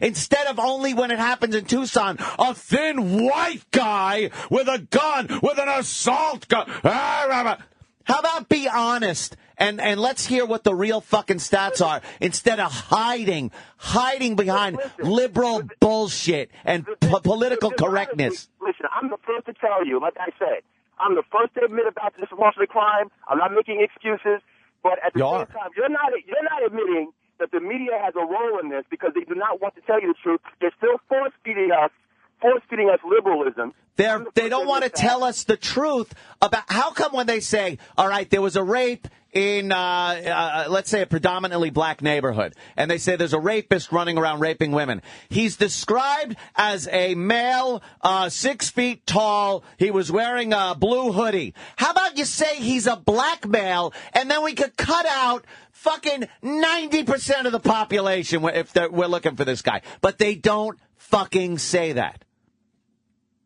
Why?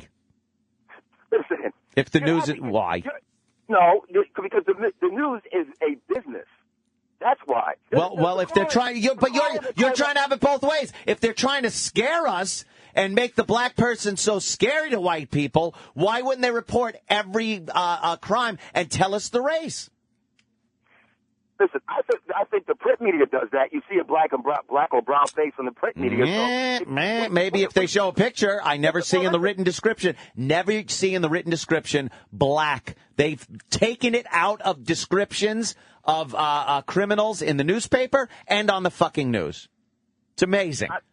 I don't listen. I see some of that, but not wholeheartedly. Well, you know what? I look. I see my fair share of faces, Anthony.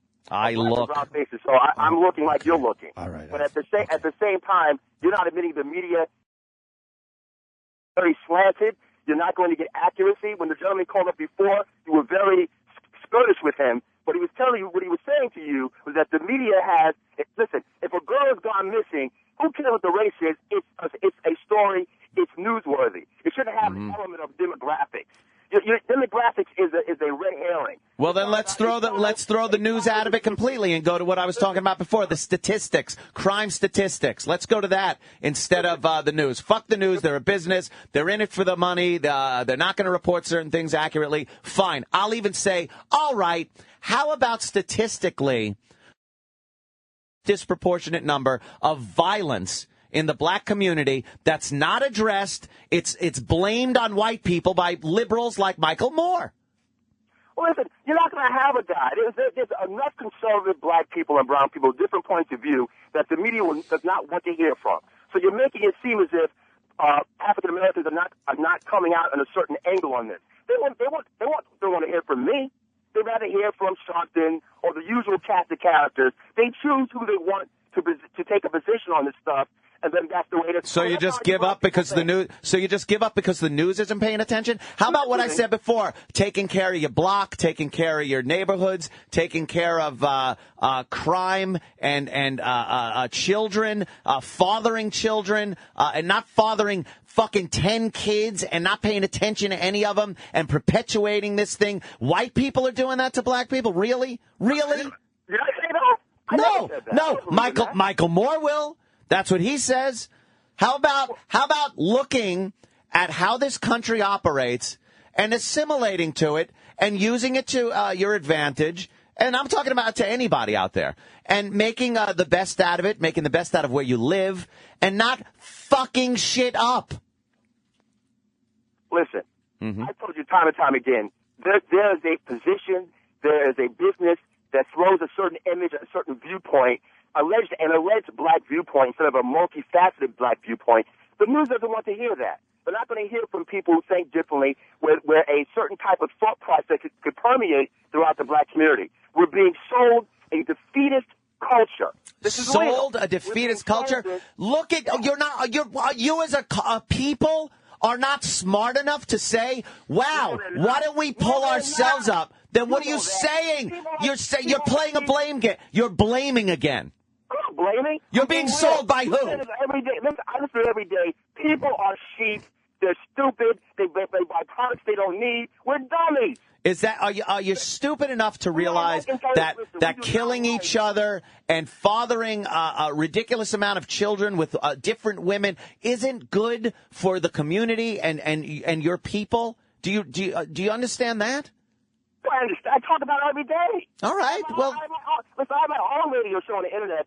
Listen, they're not going to call out me. They don't want to hear my viewpoint. It's not the black. Well, keep it up then, and keep it up. And see how many people come around. I'm sending something to Scott Greenstein right now. Let's see what happens. Well, how do we find your radio show, their Afro Nerd? I want to give someone else a chance here. What's the plug? Here's something different. AfroNerdRadio.com. All right, very good, sir. Thank you. I'll check that Always out. a pleasure when you call the show, all right? I'll check that out after I go to the other website. Let me go to Gary, a couple more, and then we got to take a break. Gary. What's up? It says angry black guy. All right. No. I'm not angry, but, I mean, Afro Nerd has to a degree a valid point, but Ant, you're beating a dead horse, man. Why? Every nigga you get on the program they're gonna take it somewhere where it don't need to go. They don't seem to understand. It's like a mental block when you say violent crime. Yeah. They take it someplace else. And you'll get this with every black caller that you get. I come from Southside Jamaica, Queens. Mm-hmm. No matter how many niggas you get on the phone, they're always going to go. If you get Patrice on the phone to argue with you right now, he's going to go someplace else. That other dickhead that called talking about child abductions. You was talking nothing about that. Yeah, sticking to one subject at a time, yeah. Yeah, and they got, black people got a hard time understanding that. They really do. I mean, it's not about self-hatred with me, but, I understand your frustration. It's like talking to kids. You tell them one thing, and then they go someplace else, and then you look at them like, what the fuck are you talking about? That's basically what you just went through. That whole conversation with Apple Nerd was basically based on that. He's telling you he agrees with you, but yet he called up. And how much time of yours did he waste? I just fucking wasted all that time listening to that. Actually, I'm going to have to listen to it later in the replay because I left the studio. I just played a tape of me from last week. All right. That's the first time I really heard that he wasn't making that much sense. All right. Yeah. All right, Gary. Hey, thanks, man. Thank you. Let me go to Scotty in Virginia. Scotty. Yes, hello. Hello, Scotty. Turn down your radio, Scotty. You're live. We got a little delay, actually. Turn it down. Hey, now some of what you're saying I agree with, but you got to take, Caucasians have to take their blame and their role in what's going on in the African-American community. And how's that? Number one, hold on, let me finish. Okay, go ahead.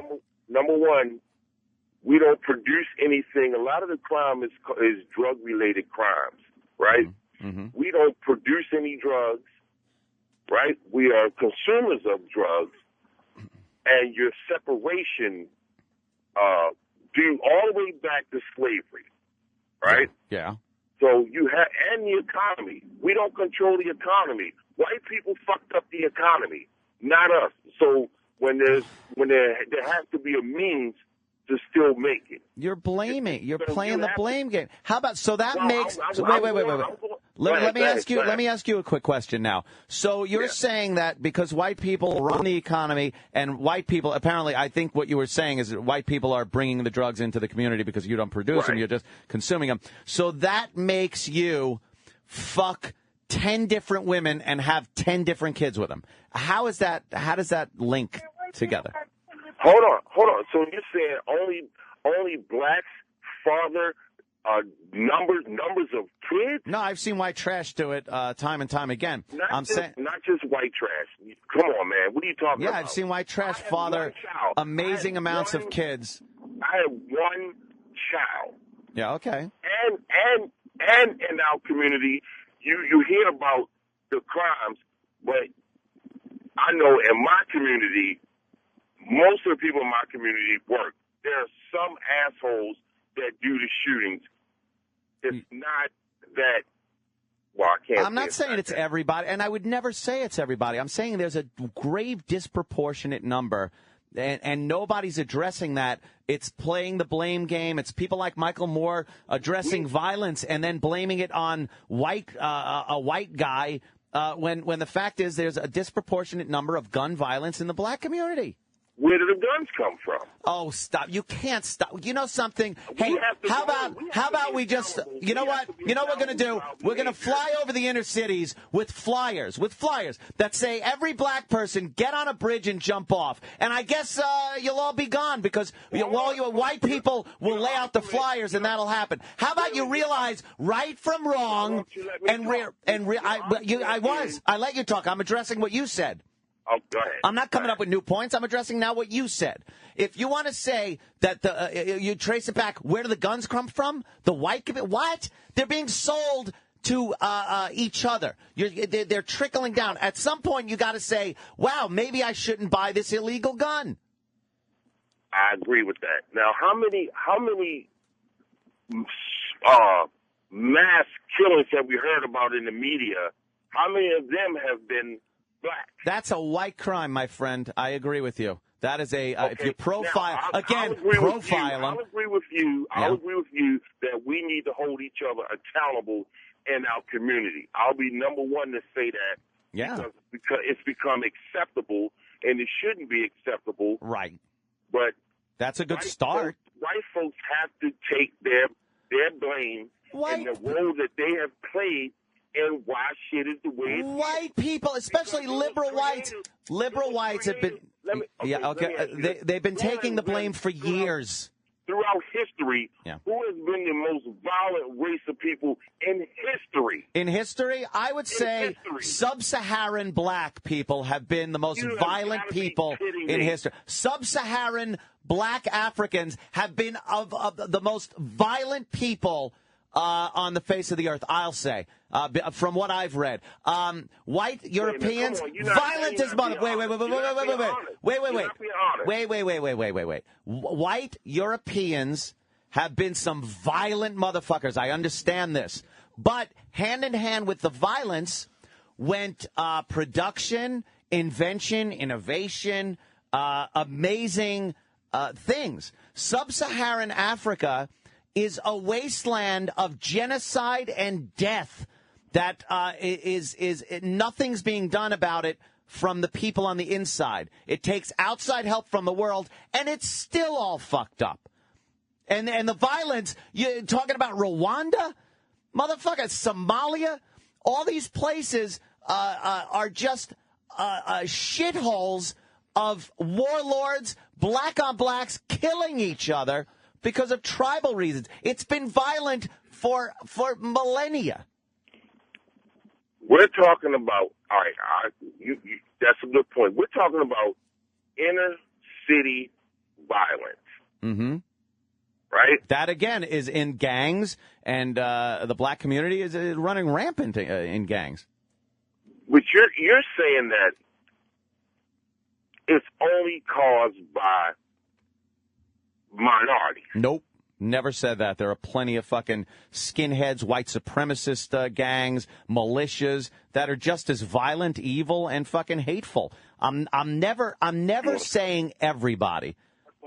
I'm saying usually I'm talking about disproportionate numbers, percentages. Hey, you made a comment earlier about the percentages of blacks in prison. Right. Right. And you gotta own up to this, that the justice system is not fair. They got nigger law. What the hell is that? I've never seen that in any law books I have read. But hey, who are you carpooling with? Who are you carpooling with?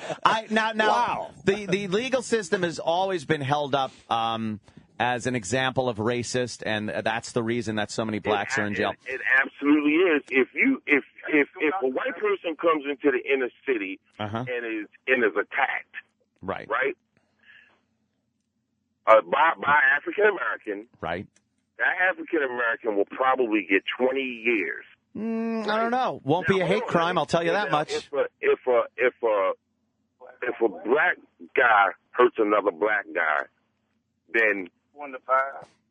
It just goes 1 to 5. Right. 1 to 5. He's got the numbers. 1 to 5. Hey, now, what about? Why is that? But why is that though? All right. What about a white guy beating up on a black guy, or a couple of white guys beating up on a black guy? They go to prison. Get the kind of time that what? Talk about. Hey, what's the guy's name? Fucking in Brooklyn. That motherfucker beat up with a baseball bat a couple of black guys that were robbing cars. And he's still in fucking prison. This is years ago because it's a hate crime. Whenever white guys beat up a black guy, it's called a hate crime. Talking about Fat Nick. Fat Nick.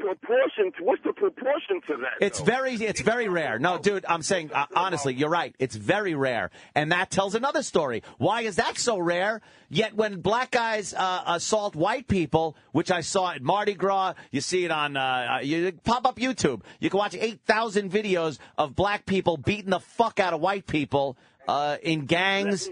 That blindside black move, by the way, I love it. That one where you just come up behind to the side of someone and clock them in the side of the head. I've seen that so many times on YouTube. And you know what? Guess who that happened to once? Danny Ross. Me. Guess who did it to me? A black guy. Yes.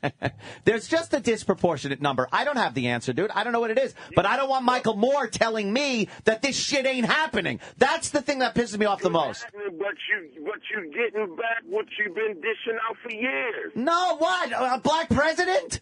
What? How are we getting that back? I think things have come. I think things have come a long fucking way from the times where black people can blame white people.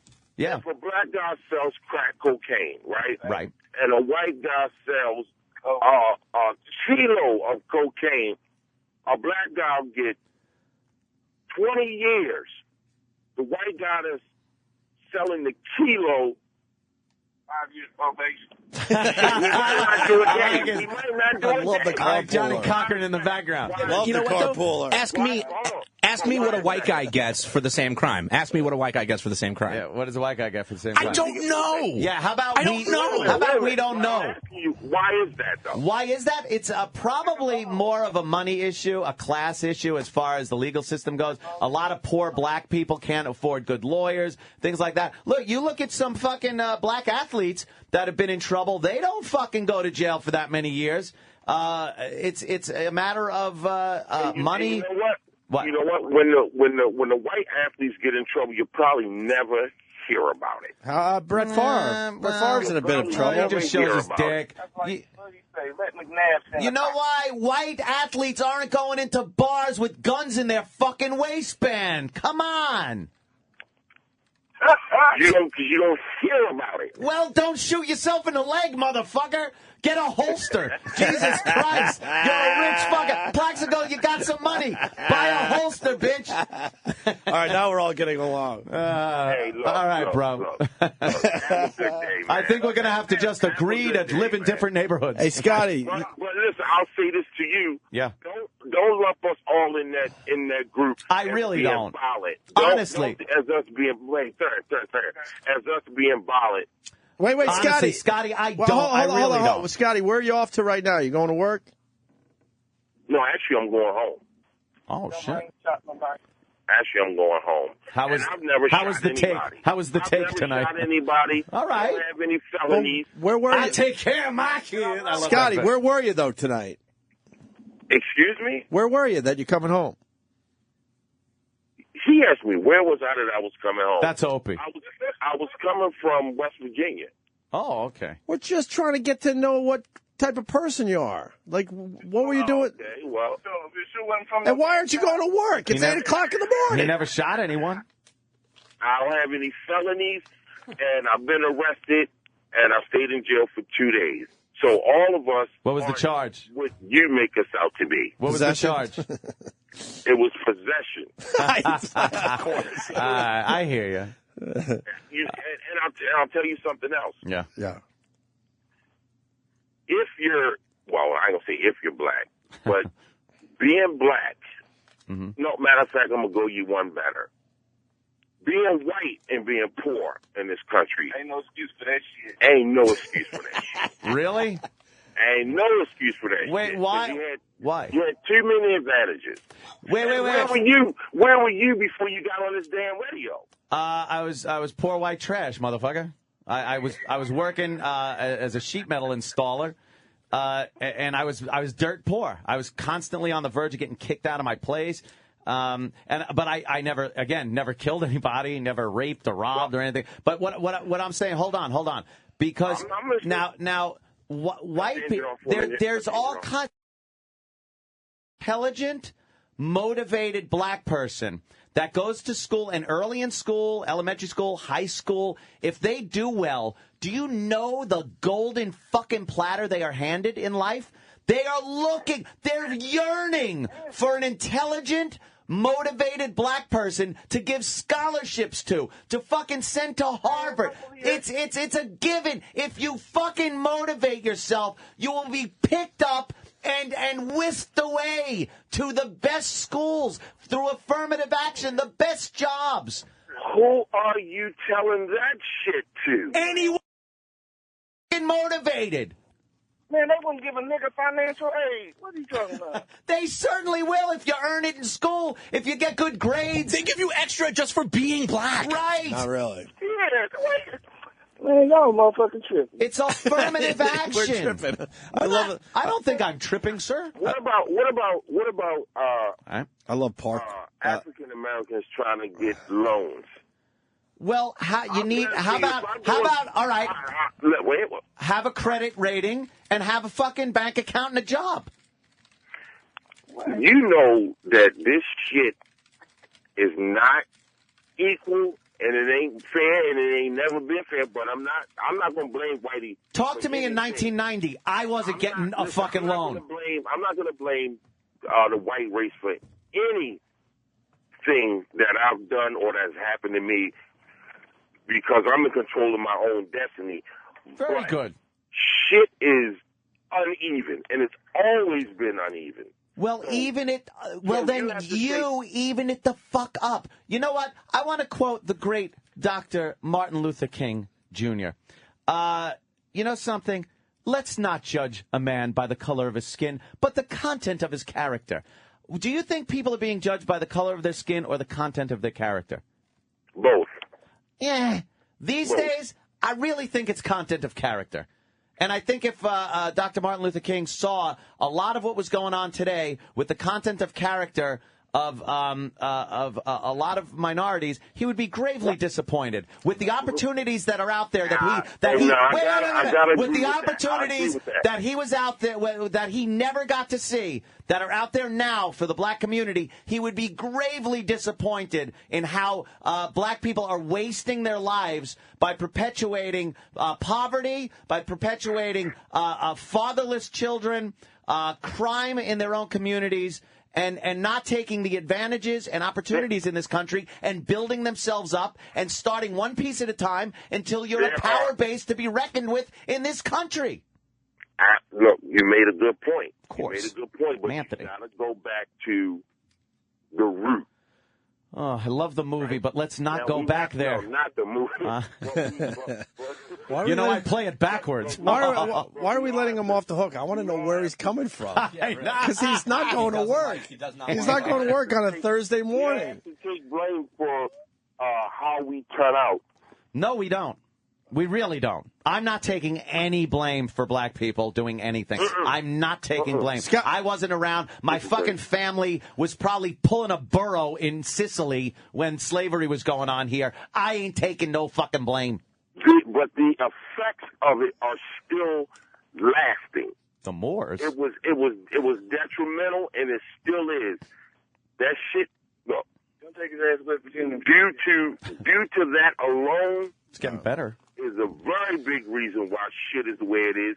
From separation, getting us to hate each other, teaching us how to hate each other, which out of fear. Are you intelligent? Aren't you intelligent enough? You're intelligent enough to realize that. Then you're intelligent enough to break the cycle and go, hey, these guys are trying to get some shit over on us. Absolutely, how about we fucking build? How about we build up? Sound like all black people don't do nothing but kill each other. No, I'm not. I never said that.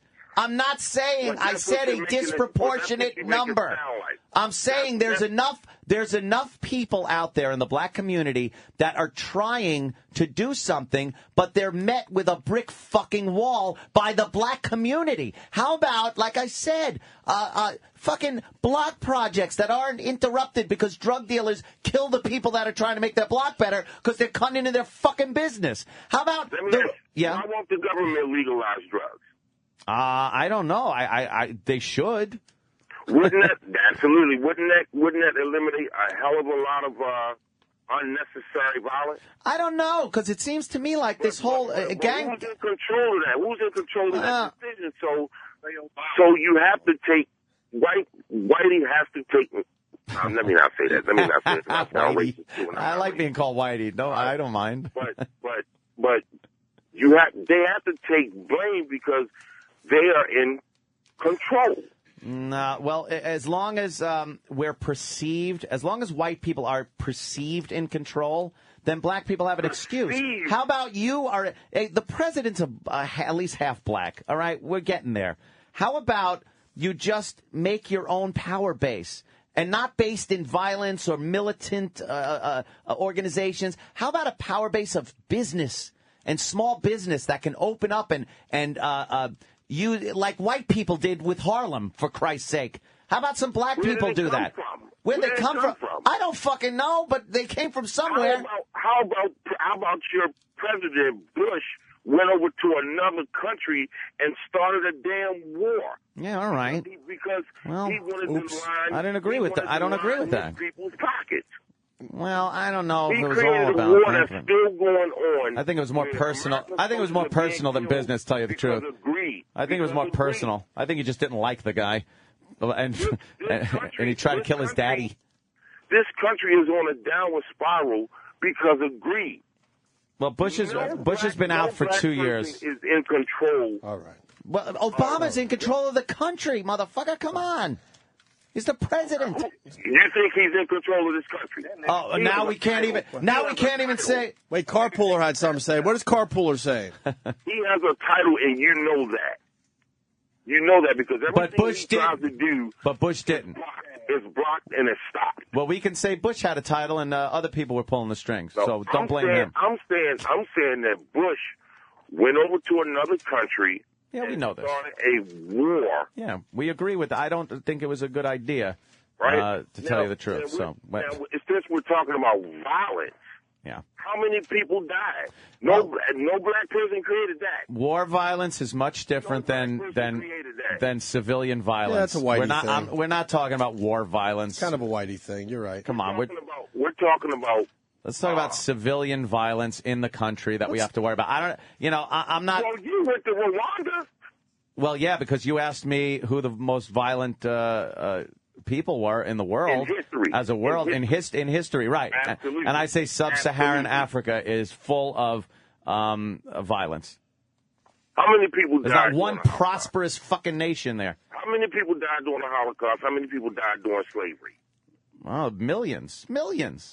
Okay, and who did the killing? Well, I guess Europeans, black people that sold out their own black people as slaves. There's still slavery going on in sub-Saharan Africa with other black people using slaves. There's rampant rape going on. That when there's wars down there, apparently they rape the women to like make more of them. It's just fucking ridiculous what goes on in sub-Saharan Africa. It's crazy. And it's a place of just wonderful resources and beauty, yet the people there just treat it like shit. And how about, just come up with a wheel. I don't know. Well, absolutely there are resources there, but evidently... Oh, my God, there's plenty of resources. And if there's not, you make it work. I'm scared to hang up on this guy. That's why he's gone he's an hour. He's good. You know what? I like Scotty. He's got balls. He just fucking talks from his heart. Where do you work? He's got a homie next to him. Where do you work, Scotty? I'm disabled. All right. What happened? Right. Huh? What happened? He never shot anybody, but he was. He's laughing. Scotty. No, but I've been shot. Yeah, there you go. Oh shit, Scotty. You and have a nice day. You and Carpooler should do a morning show. Scotty and the Carpooler. All right, Scotty. Listen to Carpooler. He's my favorite guy of all time. Take it easy, guys. Have a nice day. All right, Scotty. Later, man. Eric was saying that he sounds like it was like the Miller guy. Oops, that's okay. It all went down here. All right, we got to take a break. That's a terrific discussion. That was fun. I haven't heard that discussion yet on the show. It's amazing. Fucking amazing. Race is a giant discussion. It sure is. In the world. That's why. It certainly is. And there isn't enough, as Scotty said, not enough whitey, as he called me, whitey. I like that. I wanted to hear Carpooler more. I know. He was like Carpooler. Yo, what up? Preach in the background. You know how you have your stats? Well, he has his stats. He had his. 1 to 5. Scotty, next time we want to hear Carpooler and call up as Carpooler. Yeah, I like that guy. But it's one of those things. And yeah, I do talk about it a lot, but it's a huge issue in the country. And the liberals are able to just blab about it all the time. No other whitey is able to really talk about it without having racist printed on their head. I don't give a shit what anyone calls me. So I talk about it open and honest, the way I feel. And I'm very well read on it. So I talk about the information that I've garnered over the years of reading statistics and whatnot, and that's what I talk about. Call me a racist. I don't give a fuck. I could care less. Good. I love it. Call me a racist because it only means I'm being open and honest where no one else really is, and thank God we have this forum for it. And that's why you need to do political talk. One of these days. If that silly-ass fucking, what's his name, Glenn Beck. Glenn Beck But they all got their hands tied too. They're sitting there, they got their Fox fucking political correct people that say, well, you can't say this, you could do this, but not that. Here, it's that guy Scotty could say whatever the fuck he wanted. I say whatever the fuck I want. There wasn't anything, no animosity there. We're just discussing race. Were you close to? Is a good. Were you close to calling him? Dropping it? Yeah. Dropping it? Were you close? I'll do it on the way home in my car with the windows rolled up. All right, Rich Voss joins the program next. Also, American Idol started last night. It's a huge show, so we should pay a little attention. Yeah, at least the opener. I think Sam watched, and they Of course he did, that faggot. And it's the first night, so they had all the assholes singing really badly, and everyone had to be surprised, like, wow, how did he make it in our room? They started doing that this year? Yeah, they just started that Wow. little gag. Wow. And also the Octomom with just creepy shit going on. See, that's another thing. See, I'm not talking about everybody. Look, see, white dumb fucking trash broad. The Octomom is Thousand kids. doing something with an adult baby. It's just creepy. And also the housewife from 1950 doing the acid trip. We still got to get that one. Yeah. All right. Very good. I like guns. I love being armed. Are you insane? No. You know, some girls actually enjoy having a gun put to their head while you fuck them. Shut up. He's nuts. He's just fucking nuts. This is the Opie and Anthony Show. Opie and Anthony on the Virus, Sirius XM. Opie and Anthony, the Opie and Anthony Show on the Virus, Sirius XM. Let's do this. Rich Voss in studio. Rich is going to be at the Comedy Zone in Harrisburg, PA. 2 shows Friday, 2 shows Saturday. 717-920-JOKE for tickets. Highly recommend you see Rich Voss if you're in the Harrisburg area. Going to talk American Idol in a second, but Rich Voss just said something as he entered the studio. We want him to buy new stuff. This is an ongoing thing with Rich Voss. He's always looking for a deal. Oh, did you hear what the guys made for you? What? This will set it up perfectly. We're so frustrated that everything you got on you is somebody else's that you bought online, for the most part. You buy everyone else's used stuff that is still in good shape. You think I was the first one to fuck Bonnie? Oh, shit. All right, 1 for 1, brother. I'm keeping track today. 1 for 1. 1 for 1. Don't say anything else right now. She just does not deserve that. Wow. And the boys put this together, so listen closely. And then it'll lead to what you just said to us coming into the studio. On an all-new Jewish intervention. Why are you always looking for a deal on everything? That's what I do, okay? This is my friend. Comedian and Jew Rich Voss is confronted about his frugal spending habits. You never buy yourself nice stuff. The car's always 2 years old. Nice other people's shit. There's always something going on with you. Will this once semi-famous comedian be saved by his more famous friends? You gotta go to this new website. Everything's on sale, like high-end shit. See, it's always that. That's what bothers me. You're wrong. You think you know everything about everything. When was the last thing you actually bought something brand new and didn't go looking for a deal? You don't get it. Can the aging stand-up break the stereotype that Jews really are cheap? There's no bartering. There's no, maybe a little, hey, do this, do that, take a couple. You got a Dead Guy's Watch on you? See this right here? See this shit right here? Dead Guy's Watch. Or is it simply too late? It's too fucking late for him to change. Rich is what he is. He's gonna go to a fucking garage sale. It's not the bargain, it's the fun of negotiating, man. It's not the bargain. I don't believe it. I don't believe it either. I don't believe him. Find out on an all-new Jewish intervention. See? That's very funny. And you're going to go right back to the garage sale, just like they go right back to the drugs after that intervention usually. It's the thing, like when I came in here, they smashed my other Rolex, so I wore this one. Then it just hit me. I bought Who's this from they? Patrice and you guys. Meaning us. An emotional smashing. I thought it was a physical smashing. No, emotional. Because last week when I was in here with Patrice, driving home, I had so many good comeback lines. And I really won that argument. When he was smashing my car, my dumb Boxster, I went online and I got the, what is not GPR? And what is it, the fucking, of a car, the going price or whatever. Compared, is that our security guy? Oh, I knew it would trip him up. I was trying to just point it out to Travis that Richard Dreyfuss has some kind of Dreyfuss initiative, seeks to further civil discourse. And I was just trying to point to Travis real quick to go like, check that out and see what it is. Yeah. And Rich just went right off the tracks. It was like when the fucking Roadrunner changes the train tracks and puts it into the fucking cliff. No, I think it was kind of like when you try to host that pilot for Comedy Central and you were thrown out of your game. I think it was kind of like that, where you sat up there at comics and you were doing your thing and you stuttered your way through the. Why so hurtful? Did I stutter? So hurtful? Okay, how fucking horrible you guys are. Wow. anytime you hit awful. it, anytime a camera comes in front of your fucking faces. Wow. Shut up. Wow, someone Shut up. prepared for No, his I didn't appearance prepare. today. I didn't prepare. All right, I'm fucking rolling up my sleeves, motherfucker. I didn't know we were going down that road. Jesus Roll up those sleeves. It's going to get ugly. Rich, there is one difference. We were offered and begged to do that pilot. How many failed pilots have you presented to these 4. motherfuckers? No, I've had 4 failed my own. We never knocked But on the door saying, we have a pilot. They come to us and go, could you please do this? Listen to me, Timmy Temperamental, okay? Was this lingering inside? Hey, did I really fail it? Nobody gives a fuck about you and your dumb pilot, okay? Wait. They came to you. Really? How do you know that you weren't Rich. the 8th pick that they came to? Could have been the 15th. I think it was 12th. You know, that was What? such a shitty idea that we probably were the 8th people they came to.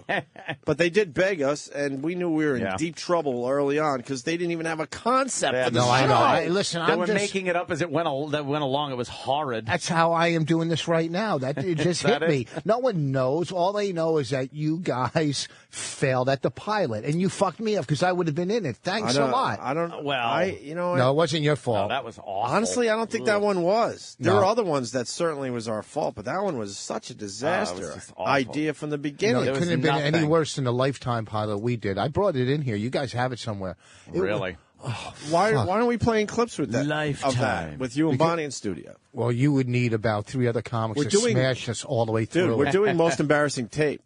We did it yesterday. We're doing it next week. Maybe you come back with that tape and Bonnie. No, next week I'm going to Florida. Well, then fuck you. Now, I'm sorry. I'm going to Why cancel. Bonnie? So she could just show Rich, show her wedding video. Oh, see. Oh, look at that. Most embarrassing tape. Really? She came to me.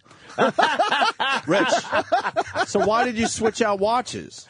Because I'm thinking, well, they're not going to, no one could smash this one this time. Then I realized I just bought this one from a friend, too. Oh, so that one's another second hand. And I put wrist. a new bezel on it. Oh, new bezel.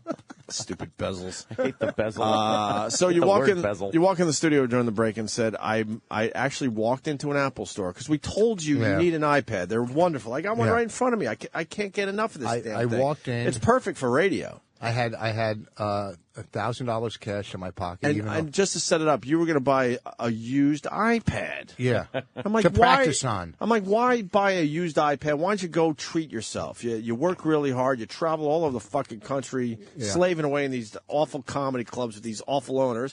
Like, fucking treat yourself and get a brand new iPad. Treat yourself. Yeah. And that wasn't a shot at you, by the way. It happens to all you guys. No, but it There's happens horrible worse to me. fucking comedy club owners out there. Fucking horrible worse. people. And so you decided to go into the Apple store and maybe get yourself a brand new iPad. And then what happened? Well, first I went and took. I had Canadian money at home that I went and invested. I thought, like someone said that the whole economy is going to collapse. So you put your money in Canadian money? Canadian money. I figured, wow. Well, because here's my thought. That maybe, we flooped the coop and... you what? Floop the coop? What's floop the coop? Floop the coop? What is I it? need that on a shirt. Floop the coop. What is it? Floop, whatever. We scram. Yeah. And, when everything gets bad, and we'll go up to Canada, because Bonnie's from Canada, then I'd have Canadian money, right? So I fucking, if everything fails, the bags, You think if everything fails, Canada's going to be the stable nation? They're doing okay. All the oil up there, they're not doing bad. Because we're down here. If anything happened to the United States, Canada would crumble in a second.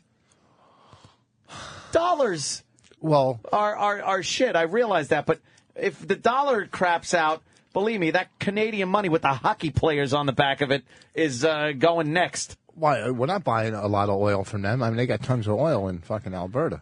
Do they? Why? What? The iPad. So I went and exchanged some Canadian. I cashed in some Canadian money at Travelex. See, why can't I worked you just out a good deal. go there I with worked out a good deal with Travelex. How do you work out a good deal? Is it exchange rate? No, they give me a good deal because I had a lot of Canadian money, so I go in there a lot. What did you say? Give me more than this money's worth in American? Because they make so much. They make a profit. I cut their profit out. Their commission. Okay, Yeah. all right. Anthony, do you hear this, though? Yeah. He had to make a deal with his Canadian He's money. laundering money before to get his he goes to the shit. Apple store. Everything's a deal with you. It's Once always again, a deal. it's always a deal. I know. And they Why won't- not just walk in there with a credit card and go, I need a brand new iPad? I could do that. No, you So I can't, walked obviously. in there. I walked in All right, there. you walked in. And I started looking at it, and Yeah. I started doing it, and I got an anxiety attack. Because you're not used to Would you look at the doing that. price and like No, it's not- retail? It's not. Well, it's not money. It's not about money with me. Okay. It's the art of the deal. I'm very fucking frugalist. All right. So. so. You're what? Oh my god. So I was fucking with it. You're Oh my god. Frugalist or frugal, whatever the fucking word. It's early still. Frugalist. Is this before you There's two flip things. the coop? There's frivolous, which means Oh. you spend a lot. Yeah, that's or it. frugal, which means you don't. You combine the word to make it somebody who just spends money normally. You just made it into a wash. Yeah, that's a wash. It was a wash. It's an even break. Right. It's right here. So then I went in there. Then I went down to the AT&T store, asked some questions. Went over to Verizon, asked some questions. Went back to Apple. Well, it's exhausting. What are you, I Chris know. Hansen? What is The guy's doing the interview. He's interviewing. He's doing an people. expose just to buy an iPad. And then I went home. I couldn't Did handle you it. set up a nice tray of cookies and what is it, lemonade? Why don't you take a seat over there and tell me. Verizon. So you brought an iPad with you. I see.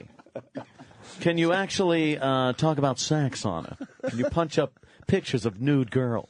So after you did all your fucking exhausting research, what happened? I went back home and I checked Craigslist for iPads. Jesus, Rich. That's what you want. But I'm sure you could get a deal on Craigslist for an iPad. Nah, but Just- I can't take that chance because there was a person that said cash only and we'll meet you, but you could get fucking robbed. I hope you get an iPad from somebody that is just filled with kiddie porn and you have no fucking idea. We have this. And We have the same wish. And you're in a.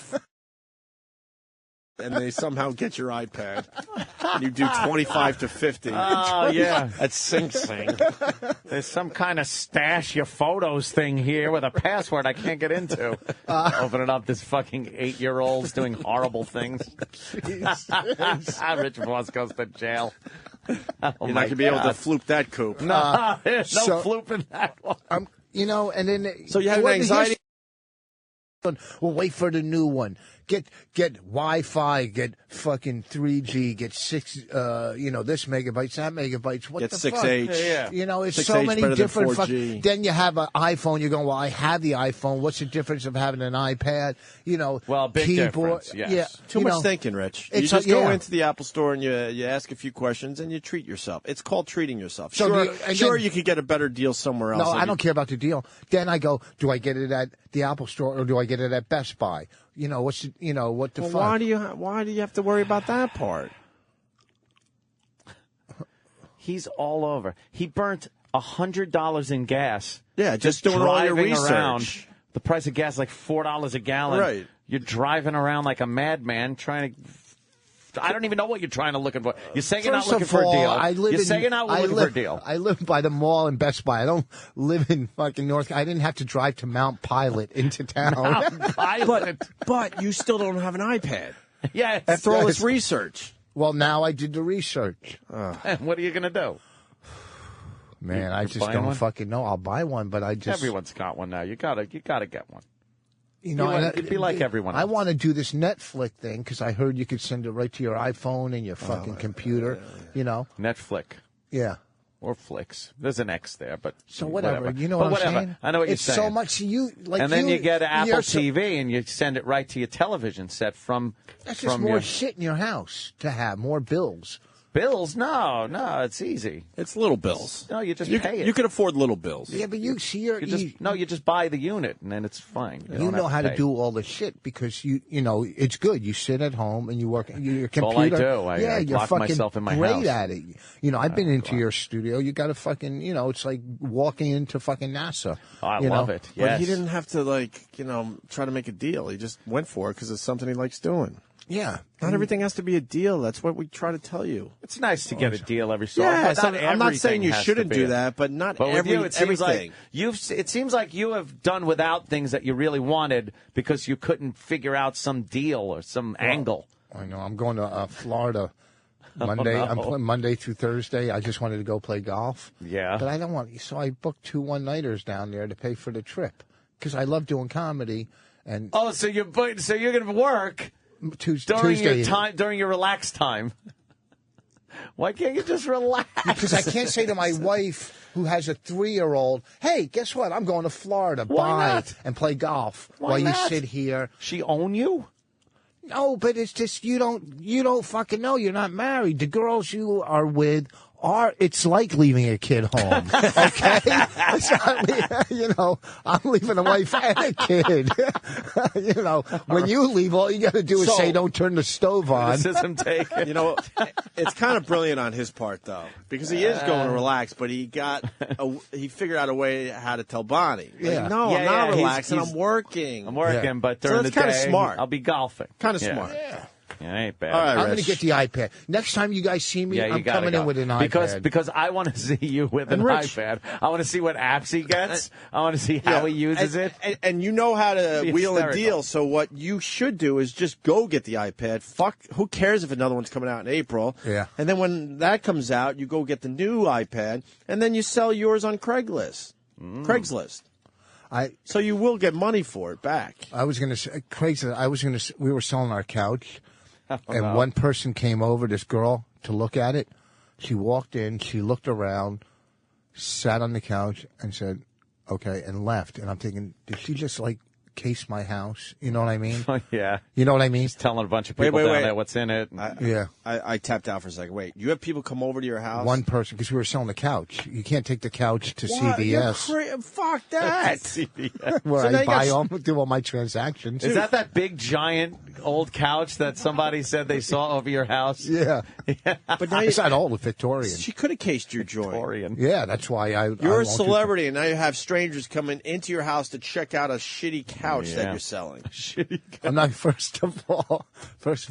But that's how else do you sell a couch? It's huge. When you sell a house, you find people and say, "Sell this." When couch you sell for a house, me. people come in. Yeah, but you're leaving.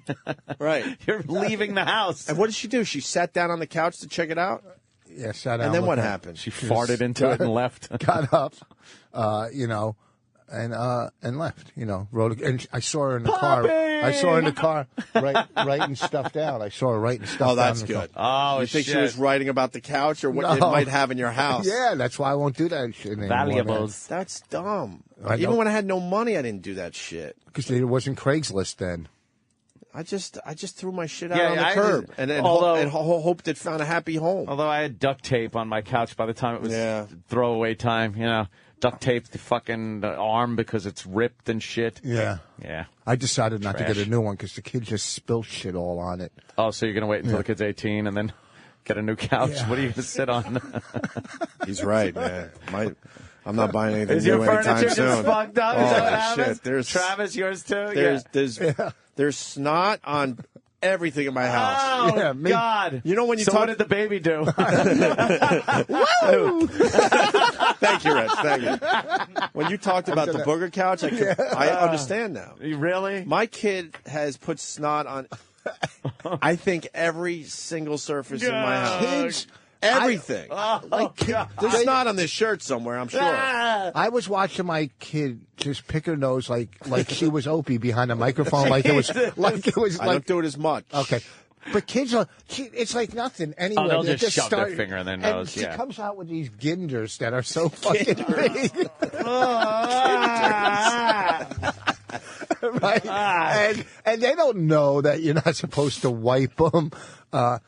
So it's just. Well, they got to get it off their fingers. So the nearest thing, they just wipe it on. That's it. But the other night, I'm fucking old. My kid, you guys, wait till your kids are 3 years. All my daughter wants to do is play fuck. Let's play this, play that, play this. So the other night, I'm in a room. I'm fucking so tired. She goes, play with me, play with me. I go, I got a great game. So what I did is, because I play my games, I sit down, I can't move. I go, you do this. I have her run in front of it, and I throw a ball at her and try to, So the game I invented the other night, I couldn't move. I was so tired. I go, okay, I'm going to lay down, and I put all these little things on me. I go, you're the mouse, and you got to sneak in and take the cheese off of my body. And I'm laying on it. It sounds like like something you pay a prostitute for. Anthony, you know what? I'm laying on the floor, half asleep, and she's sneaking, taking toys off my stomach. And Anthony, you fell asleep. But you have it no. is brilliant to go to Anthony, sleep like that. I want to beat him up, but he is talking to every fucking father out there right now. That is brilliant because you get to sleep, and the whole game is to not wake you up. My kid is 8 months old, and he'll yell and scream because he wants out of his area. We made this area with these fences and stuff. Nice. You set up a concentration camp. But it's great. There's little guard towers. When we were growing up, it was a dumb crib, but now they got great shit that you could build fortresses and say, okay, this is a safe area. Yeah. If the kid's in here, he's not going to kill himself today. My brother had that. For some reason, that's all kids want to do is kill themselves, and it's your job to make sure they don't kill themselves. I wish someone would have taught me this before I became a father. That's your whole job, to make sure he doesn't die. That's true. During the day. It's ridiculous. So he starts whining because he doesn't want to be in there anymore. So you go in his safe area and you invent shit. Yeah. To keep him preoccupied. And most of the time it's me in there sleeping on a pillow and let him climb all over you because in his crazy mind, that's some kind of game. He's the mountain. Yeah. My kids, when they were young, my older daughters, and when they used to come to my house, I was so... Who's the fat fucking Jets cheerleader? How did she get on the team? How did she get on the flight crew?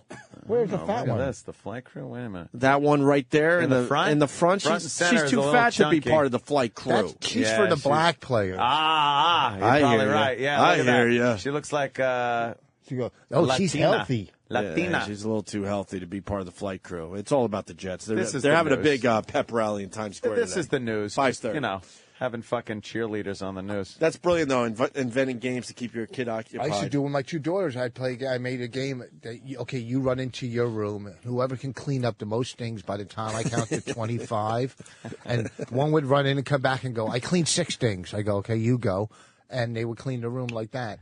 And it was a game. That doesn't work for long from what I hear. No, that's I hear like the cleanup game. Yeah. It works for a very short time, and then the kid's onto it. It's like, fuck you. But I'm cleaning up here. Being a father, if you could get 5 minutes of peace, that's all that matters. Yeah, I'm not going for an hour. For? Just 5 minutes. So there's the answer to your question. And if that means why are you going to Florida and say you're working? All right. And if that means letting him have at the Tupperware drawer, excuse me, then fucking go for it, man. That'll give me 5 minutes to check my my shit online. When they're small, we were in a hotel one night, and I thank God I noticed it. She walked in and turned the gas on. We would have went to sleep. Holy and that little, shit! You know. You would have went to sleep, all right. Yeah. And our little. The eternal sleep. At sleep. the time, thank you for killing us. Thanks. As you're all walking toward the light. Thanks. Thanks, great, asshole. Great. You think you got a deal on Priceline? Right. You want to talk about American Idol? Or the Octomoms, adult baby tape? A little, I guess Idol being new. Where's Sam? Fucking thing was yesterday. I want to know about the new judges and stuff. The first show, I couldn't be bothered. You got rid of the guy that was the reason to watch the show, Simon Cowell. Simon Cowell Very is predictable, gone. but he was worth watching. Now you got a bunch of guys that are way too nice. You got Ryan Seacrest, way too nice. You got Steven Tyler, way too fucking nice. You got J-Lo, way too fucking nice. And then I'm looking at the paper. They're trying to make Randy Jackson sort of the almost not nice guy. They put Randy in the head muckety-muck seat. Yeah, and he can't even be as mean as they probably want him to. No, you need the mean English guy. They had meters in the paper today. Really? Steven Tyler, way on the nice side. J-Lo, way on the nice side. And then Randy sort of... You know why? He's the seasoned vet. He's been there. He knows the deal. Jesus, please. What do you got, Sam, on this American Idol? Steven Tyler wasn't as nice as they're letting on. He wasn't mean. He's not going to ever be really mean. He took a couple shots here and there. Like one guy sung poorly, and he said, "You just scared everybody in the room." And Vinny went, "Oh, that's crazy." What's really funny, though, is because they're big stars now, the judges. Yeah. Every time either J-Lo or Steven Tyler makes a joke, you can hear every producer who's off camera going, "Ha ha ha!" Oh, God. Yeah, they have to. Yeah, just cracking up. Hold on. We got a first-timer here. Edward in Tennessee. Edward, how are you, sir? Edward. Hey, what's going on, man? I just wanted to say I'm a first-time listener, man, and y'all are cooler than shit, dude. Whoa! What were you listening to before the Opie and Anthony show? I was just listening to regular AM, FM radio, man. I'm an over-road truck driver, and I just got it turned on, dude.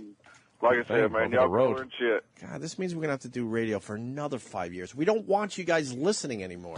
Yeah, no new listeners. Do you understand that? We don't want new listeners. We want the old ones to just die off so we can leave. Right. Do you understand that? I'm sure they will. I don't want new listeners. I want the audience to slowly dwindle to nothing, and then I can go and enjoy That's a when we few know years of golf. It's time to go. Jesus. What's your first impression of the show? What do you like about the Opie and Anthony show as a first-timer? Oh, man. Welcome. Welcome to the program. Welcome to the show, sir. So, American Idol. Oh, that's some old school. Oh, yeah. Never gets old. See, if he's a fan, he'll find out what the fuck that's all about. Yeah, whatever. Sam, so Steven Tyler trying to be a little mean-spirited? Yeah, I mean, J-Lo, she has a lot of trouble telling people that they are not going to Hollywood. She can't say no. Oh, she's that one? So sometimes, she's Paula Abdul. She's got to be everyone's mommy. Sometimes the dog has to come, Randy Jackson, and say... Really? What did he do in music, by the way? Randy Jackson? Yeah, what did he do? Play guitar for Journey. When no one cared about Journey anymore. Yeah. Well, no? I mean, I don't... That's exactly what happened. Yeah. He got into Journey playing bass. What? And no one gave a shit about Journey at that point. What years? What Journey years? Oh, jeez. After they already hit their destination. With a mouthful of food, he fucking swings that one and hits the fence. And I would almost bet a lot of money that one of their albums was called Destination. Probably. It was always it was always something that had something to do with journeying. Journeying. All of their albums, it was something departure. Right. What the fuck else was it? Are they still doing well with the Escape, Frontiers? There you go. Yeah. See, look at all the Journey titles. Journey. Look into the future. Arrival. That's a Journey. Infinity. Arrival. Oh, they have finally Arrival. made it. They have Departure. We're leaving again. Stopping for gas. Escape. I gotta take a piss. Those are the albums with Randy Jackson. By the way. Speaking of fucking music, I was in the gym the other day. I was taking a piss. Right, you know when you tap your dick? Well, Boston's song was on, More Than a Feeling, and it was like a guitar thing, and I was hitting my dick. Oh, really? Like a Boston song with a guitar thing? And I was crazy. I was tapping my dick like I was playing guitar. Oh no! I kept doing it. Why? Because I kept doing it. Because I was getting into the song as I was tapping your dick to get the song. tinkle off. It's been such a long time. Dead. That guy's dead. Randy Jackson did some bass and some, I guess, backup vocals, whatever, from 85 to 86, and then 86 to 87. So I guess there was some he wasn't even there. in Journey. No. Why does he brag about that shit? The number one thing that Randy Jackson has done is he's been a judge on American Idol for 10 years. Right. That's his number one. How's Journey doing credit. with the Filipino guy? Pretty good, I guess. They're still touring. Still doing all right? Yeah. That ended the conversation. That's great. That's my job. That's wonderful. Who wants to see a fucking Filipino lead singer? You hear what he sounds like? Besides, sounds like Steve Perry, but with a little bit of a lisp, which kinda makes it looks fun funny. for everybody. Oh. Looks a little He weird. sounds exactly like Perry, except he has a lisp. With a lisp. Oh, isn't Perry from Aerosmith? Or he's got that going in his voice. Isn't Perry from Aerosmith? He's from... Yeah. There's another No, that's Perry. Tyler. That's Steve Tyler. Right. No, there is a Perry in Aerosmith. Isn't there? Yeah. Joe Perry. But it's not the same He's guy. the guitar player. All right, what the fuck? Half the name's right. 500% gets you into the Hall of Fame. Listen for the... We haven't done this in a while. This is a different guy. This isn't Steve Perry. This is the new guy. He sounds just like Perry.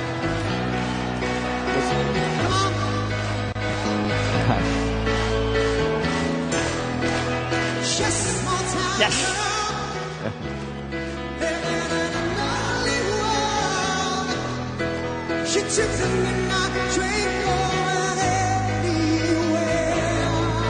Looks weird. It's like Journey was made into Speed Racer characters. It's like watching Lost in Translation. Lost in Translation. Translation. Yeah, Lost in Translation. You're Lost right. in Translation. I knew what that was. I just made it. You're mistake. You want to beat up this kid, but he sounds just like It really is fucking ridiculous. Steve Perry.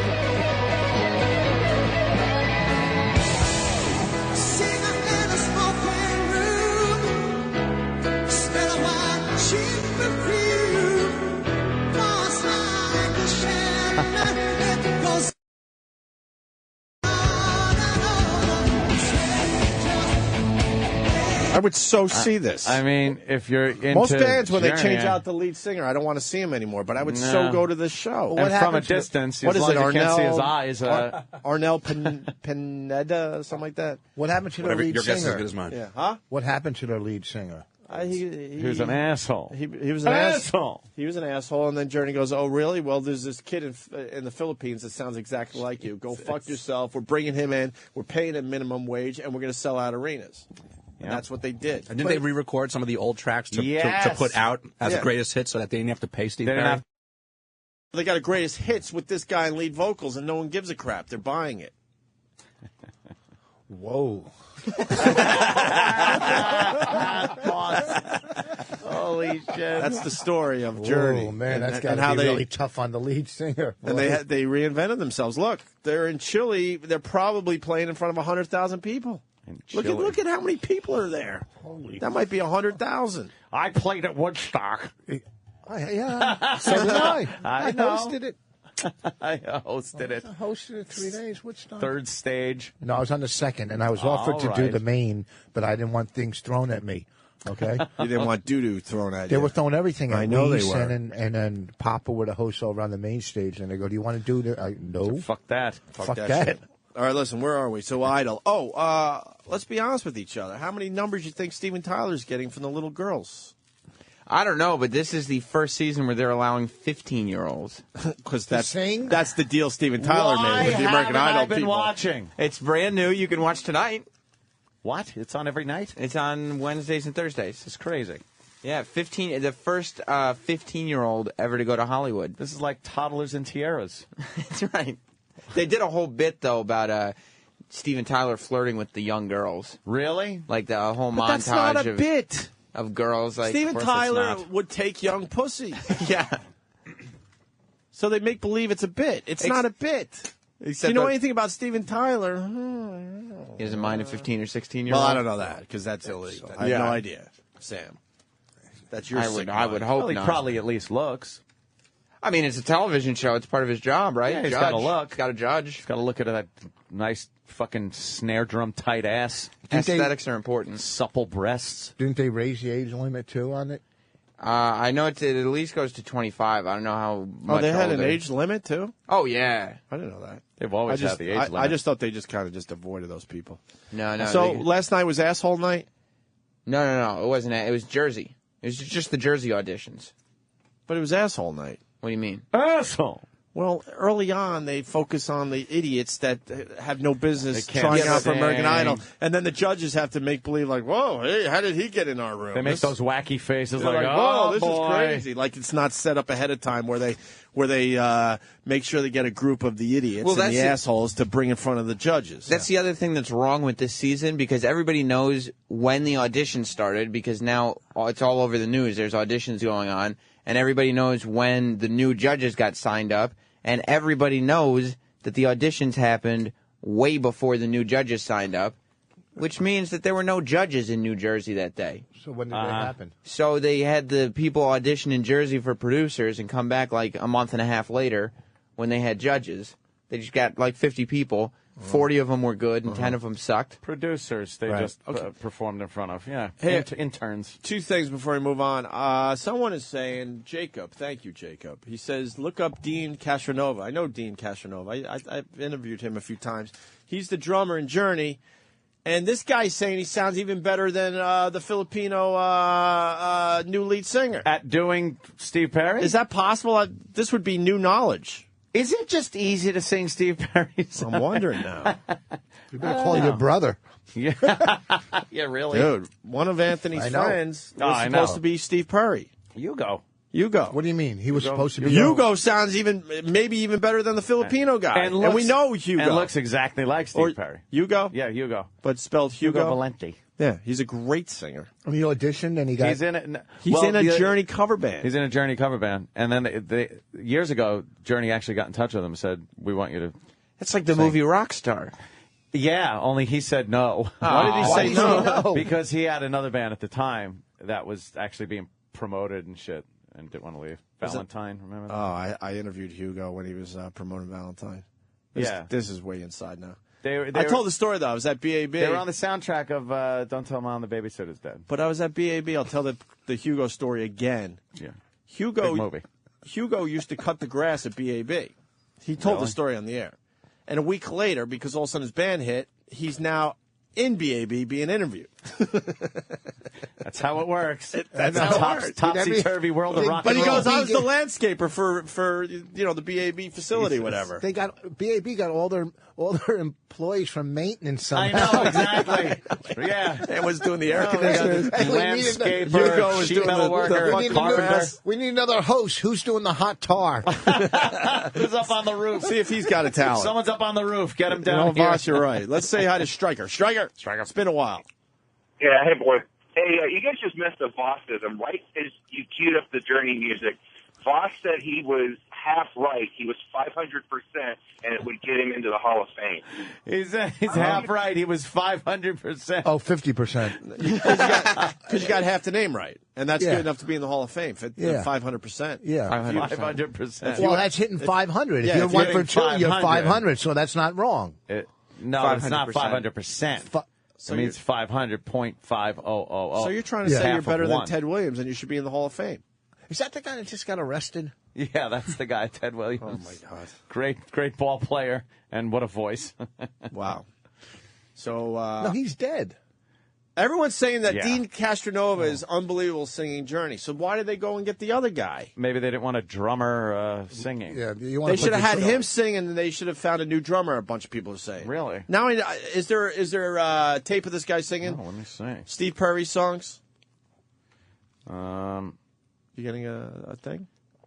Oh, I guess Hugo's new band is Voyage. Voyage. See, Journey, Voyage. I guess I don't know. That's, Wait, is that coming from Sister Dawn? Hi, Dawny. Wait, is Voyage a Journey cover band? I would think so. Yes. Okay. Yeah. But he could have been in Journey. I know. So why does he turn down Journey to be in a Journey cover band? Well, that was back in the day when he was with Valentine. Definitely on the Babysitter's So the Dead. Valentine thing Right, didn't Don't Tell Mom hit. the Babysitter's Dead. That's a good movie. Didn't Valentine have success in Europe? It was one of those bands. Who hasn't? Yeah, true. Fucking Blotto did. Good point. I want to be a lifeguard. Huge in Europe. I could even be a rock god in Europe. Fucking the Hoff. Never Huge. sang before, but I'm Huge. sure I throw something together and throw it in the Asian market. I'll be a fucking hero. I'm telling Ready you, to it's happen. that We easy. could start a band, the Round Eyes. Okay. Nothing on that one. That's what they call okay. us. That's what they call us, Round Eyes. Now you're at 480%. Uh-oh. Keep those Hall of Fame numbers up. Or you're not going to be on the ballot. You're not even going to be on the ballot by the end of the show. Jesus Christ. You're going to be like a Steve Garvey. Ah, there it is. What's the guy's name? Let's Dean, pull him up. we need to look up Dean Castronovo. Or is it Nova? I always forget. Some from Journey. He's the drummer from Journey, and Supposedly he sings better than the Filipino guy, but they decided to go with the Filipino guy, maybe because he has the look. Dean Castronovo. Do we have video of him singing Journey? That's all we need to know. Okay. Yeah.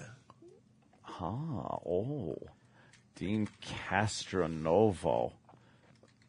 Never heard of him. Never heard of him, sir. Never heard of him, sir. All right, let's see. Singing Mother Father. That's a favorite. we need it's not a some- hit, Yeah. but Who's Crying Now will work, I guess. there you go. So here's the drummer, the original drummer.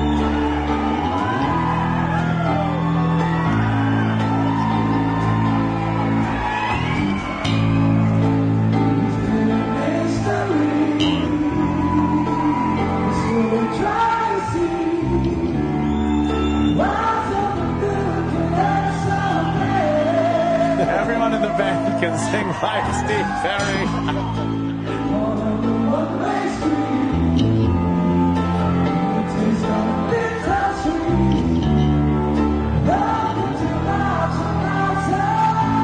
I think they just want to make it really hurt as Steve Perry stays home. It's like, look, we all can do your part, asshole. We all could have done it. Here's the guitar tech doing "Don't Stop Believing." And look, he's playing drums doing it. at the He's like, same not fucking only can I time. do your fucking part, I can do mine too. I'll play the fucking drums at the same time.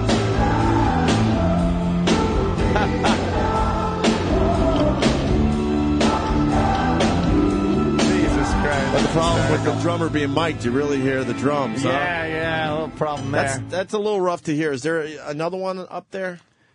Shit. But yeah, the guy could do fucking Steve Perry too. Yeah. Steve Perry might be able to get a gig with Voyage now. Voyage? I'm great with that. Oh my God, Hugo gets kicked out. Right. Hugo used to play drums and sing though back in the. I would imagine that's really tough. Day. Steve Merchant is here. Fuck. All right, Sam. No, I mean fuck in a good way. But Sam, we're gonna have to do the American Idol thing tomorrow, I guess. Okay. We had some of the assholes singing. Damn. You know. They went easy. Not very many assholes this time because the judges aren't as mean. So they can't show as many bad auditions. So they can't really, because they'd be like, well, keep it up, keep trying, and maybe you'll, instead of just, that was horrible. Yeah, a lot more you're a piece heartwarming of shit. stories. How is Jennifer Lopez going to say you can't sing? Look who she's married to. Well. Can he sing? I don't know. He might be good. He's a singer. I'm only kidding. I don't even know him. I'm sorry. That was a bad joke. In case you want me to open for you anyway, I'm sorry. All right, we'll do American Idol tomorrow. Okay. With a bunch of the rejects. Rich Voss is on the show today, obviously doing very well, Rich. Thank you. You're doing terrific. Comedy Zone, Harrisburg, Pennsylvania this weekend. 2 shows Friday, 2 shows Saturday. HarrisburgComedyZone.com, 717-920-JOKE, or Rich Voss on Twitter. You got the info on your Twitter? It's on my... Did you just gulp as your answer? It's on my Facebook, and I'll send it out on Twitter. I'll send it out. You should. Information. But although Ant's not a fan of that, when you comedians just promote shit. But I do it in a funny way. I don't do it like the other guys. Like, I want something other than just plugs on Twitter by comedians. All right. Jimmy is a great example. Jimmy Norton. He will tweet funny shit, and then he'll fucking, put a plug in. Shit. But some guys just plug it. It's like, oh, God, you're funny. You're a funny guy. You're wasting a tweet just plugging. Doesn't make everybody go, oh, yeah, let me see that guy. It's like, oh, yeah, that's funny. I'll see that guy. Next Tuesday, I'm in Boca at the Funky Buddha. Funky Buddha in Boca? Yeah, at Funky Buddha in Boca. So I'm going to tweet something funny. Is that about Robert Kelly's place? Oh, that's damn. Didn't know he was a comedy club owner. That was so hack. I got to slap myself. No, that wasn't bad. It was kind of hack. It was kind of hack. Do you guys watch that show, I Should Be Dead? Yes. Oh, fuck. Yes. Which one did you see? Did you see the one yesterday with the girl in the Grand Canyon? The Grand Canyon. That dumb What did she do? fucking bitch. What an asshole. I did the Grand Canyon. What'd she do wrong? Everything. Everything. Did she hike down and back to the river? That was my mistake. I should be dead. I should be on that show. 3 weeks. She was stuck in there for 3 weeks in the Grand Canyon with no food, water, and how did you exactly? You can't get lost in the Grand Canyon, believe it or not. You really can't. She did. How? She was. You just stay on the trail. No, she went off trail. Why you go off trail? She drove way the fuck up to this place, this plateau in her car. Right, okay. Then she gets her backpack, which has a sleeping bag, water, food, all this stuff, and she's going to go to the Indian village. She started out late, so it was getting a little dark. So she's got to go to this Indian village to spend the night. And there's, resources there and people and shit. So she sets off with her and her little dog, and she gets to a crossroad, and the sign isn't very well marked there, and she goes, it's either right or left. She makes a right.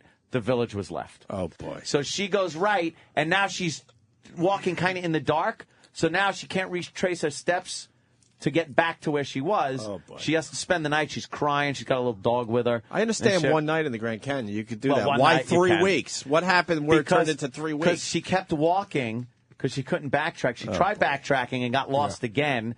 And then she's like, and here's the best part. She's like, woo, I'm exhausted.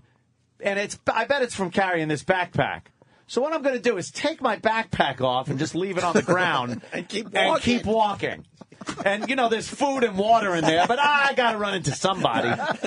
She does that, and now she falls asleep, loses her place, can't get back to the backpack, can't find water. She found a trickly little thing of water, and finally what she would do is drink a lot of water, sit out for an hour, come back, drink more water, sit out in another direction for an hour, come back, drink more water. so she couldn't leave the water area. But how'd she figure out how to get back to the water area? I guess she really traced her steps, finally. made sure. Okay. And then she finally finds an old vodka bottle. So she's like, now I could set off. She fills up the vodka bottle. She drinks out of it, puts it in her bag, and now she's going to climb up this little rock hill to get a better look at things. She's climbing up. Clang! The bottle falls out of the bag and breaks. It's like, that has become the most important thing in your life, that bottle. You do anything to not break it. Why put it at the top of your pocketbook? Why not bury it under everything? Really? It was hanging out like a baguette in a French movie. In a grocery bag. Like fucking lettuce top of fucking I'm lettuce. so annoyed. When that water bottle broke, I go, die, bitch. I go, yeah, just shut up. And then she finally, after 3 weeks, gives up. She goes, she's just going to go to sleep and not wake up in the sun. And then some Indians came and found her. Yeah. And, See, if I was lost, I would give up right away because that's when they find you. They always find a way to give up. So you're saying day one, hour Day one, give up. And they'll Just find you. give up. That crap of trying to find your way for 3 weeks, that never works. Can I have that? But as soon as you give up. That is good. That's a good one. You give up. Give up right away. You're going to take my fucking line? I asked if I can have That's it. it. You can only use it once on the radio show. You can use it for me a ham and 20 cheese years. sandwich next time we Yeah. play golf? Yeah. All right. For a ham and cheese sandwich, I'll give you that one. Because, hiking, people that go hiking, and I'm sure someone in this room does. I don't know who. Okay, I know who doesn't, but Anthony nothing. hikes. You hike? And he I got did lost. once. What, from I upstairs got lost. to the fucking basement in your Anthony house? should be dead. Nothing good. He's one of those should be I know. dead guys. But nothing, huh? I'm He huge. got lost. When Yeah, you I hike. got lost up in the woods, upstate New Overnight. York. Yeah, Overnight. nothing good comes out of hiking. Nothing. You never hear a good story. No. You never see a rainbow or get a 4-leaf clover. Oh, Nothing double fucking, rainbow. Yeah. What the fuck good comes out of hiking? None. Nothing. Nothing. Tragedy. I like hiking. Hate hiking. I like being warm. Melinda made me hike, and then we Less get to the assholes top in of the the woods. hill, and she goes, "Oh, here's another way down. It's a different way down that we'll see different things." It's like, how about we take the same way down? No, I did this as a kid. Oh, really? Boom, we run down the side. We're just lost for all night long. It's pouring rain. I'm freezing. We're in the woods. I'm looking out at a fog bank. I got nothing. Did your survival skills kick in? None. None, right? My weird I was like, and I don't know how those fucking, those soccer players there in Alive. Oh, yeah. All right. I don't know how they lasted that long because I was looking at her. Other just soccer going, players. Yeah, other soccer players. I was ready to just take a bite out of her calf. I was like, fuck this. I'm hungry. Supposedly that's all you would need, too. Just a little protein. A little bit. Goes a long Gets way. you through. So, and it was raining. That's the only reason we lived because there was water. There was water from the rain. Did you see, and I should be dead, the guy's plane crashed with 2 other guys in the mountains. It's fucking in snow up to their heads, freezing. Okay, one guy's laying there with a broken leg, can't move. The other one's got a punctured everything, right? So he's got to go get help. It's freezing. He has no gloves, nothing. He's walking through freezing cold fucking water. He's hiking across. He can't make it. These guys are going to die. Somehow, it's frozen. He's walking through ice water. No gloves. But I can't even walk to the garbage can in a snowstorm. I thought, you know what I mean? Who the fuck goes sleigh riding with a kid? Go fuck yourself. It's freezing. So somehow they are found. And the guy gets in a helicopter to go get it, and that crashes. He crashed twice. That means God wants you dead. Just Twice. give it up. Hey, give it up. And everyone's saying you got the name of the show wrong, but I think it should be called I Should Be Dead. Yeah, what's it called? I Shouldn't Be Alive. Ah, right. Yeah, It should be dead. It should You're just right. be I Should Be Dead. Yeah. I should be dead. Did you see the one with the guy in the ice that fell in the ice crevice? Him and his friend? No, get the fuck. They were tethered together. One guy falls in the ice crevice, and he's falling, but the weight of the guy on the end of the rope that's still up there is lowering him slowly down. Right.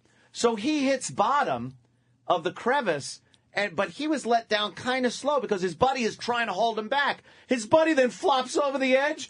No rope, no nothing to keep him from falls to his death. Jesus. So he's dead. Now the other guy, who's a rookie climber, has to ice pick and ice shoe his way out of this 80-foot deep crevice. It was anxiety, sick. right? A little anxiety action. Hey, we got to take a break because Steve Merchant's waiting to come on the show. Yes, let's get him in. God A damn forest it. ranger really fast. Kevin in New York. Smith. Kevin.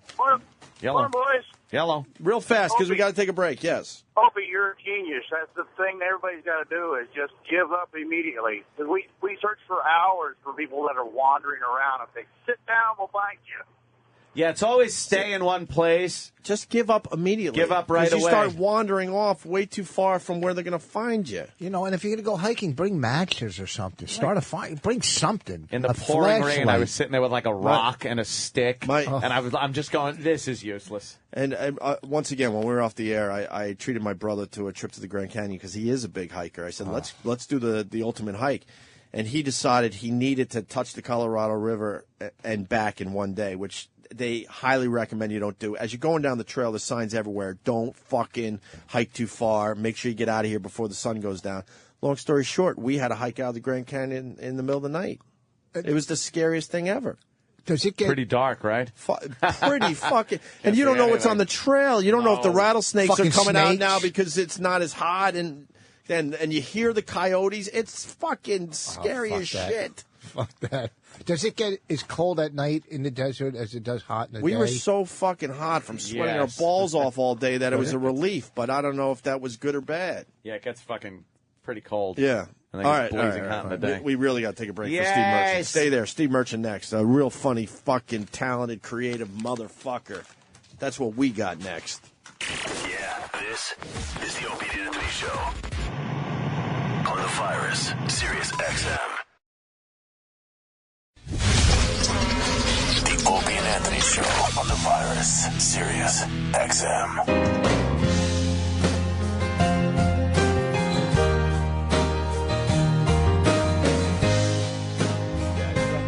He's famous. Thank you, Rich. That means a lot right now. What is he talking about? We got Stephen Merchant on the radio. Yes. Stephen Merchant. Hi. How are you, Stephen? I'm all right. How are you guys? Great. You're sitting Are we around- on live now? Is it? Yeah. Is it? What are the rules? You can swear, can't you? You could swear, you could do whatever you want. Right. I think- This is why. This is American freedom of speech. That Yeah, they let you it's- guys on just to swear. It's satellite speech, I freedom see. of speech. Regular radio, though, they're like, even if you say tit, they'll freak out. Okay, Which right. is the dumbest fucking thing ever. Oh, there you are, swearing again. Yeah, Straight there away. it is. Well, is that what see? people tune in for? They want the swearing? They look forward to the swearing? Early on, I think they were into Right, that. yeah. Now it's like I think it's just, enough with the fucks. What do you got to say? It's pretty much the way I just talk normally. Right. Which is kind of freeing. Did you have much yeah. of a career on regular radio? Yeah, we had a did pretty all good right. run for a while. Okay. We fucked that up really well, and We we're got- exiled here now. We had 3 over-the-top amazing firings. Oh, I thought you were going to say fans. That's true. I think it was 3, right?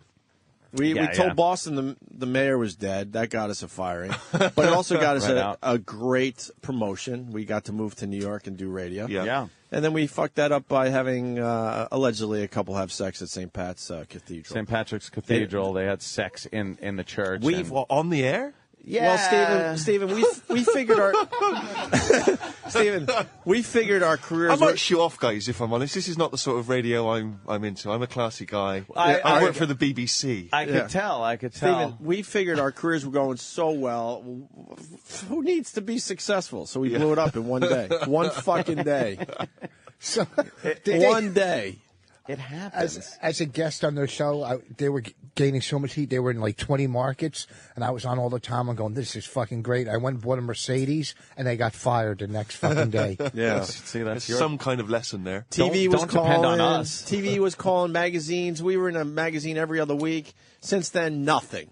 Nothing after we Now blew we off. just come in, we punch the clock, and realize And realize just fill that up the hours before you die. That's pretty much it. we realize we're on the downside of our careers. But Yeah, we're on, the down slope. Good, well, I'm glad to be here in the glory years. the post-glory years. Some people you meet on the way up as you're on the way down. Sure. It's like watching people on the escalator. Yeah. When you're going down and they're coming up, you're just like, oh, hi. Congrats and have fun wherever you end up. I'm down to the basement. We gave up trying to get to the point we were. We just gave up. Yeah. For a while, we were just like, let's we'll get back right to back there. Syndicated nationally on regular terrestrial radio around the country. You know what? How bitter are you? Satellite.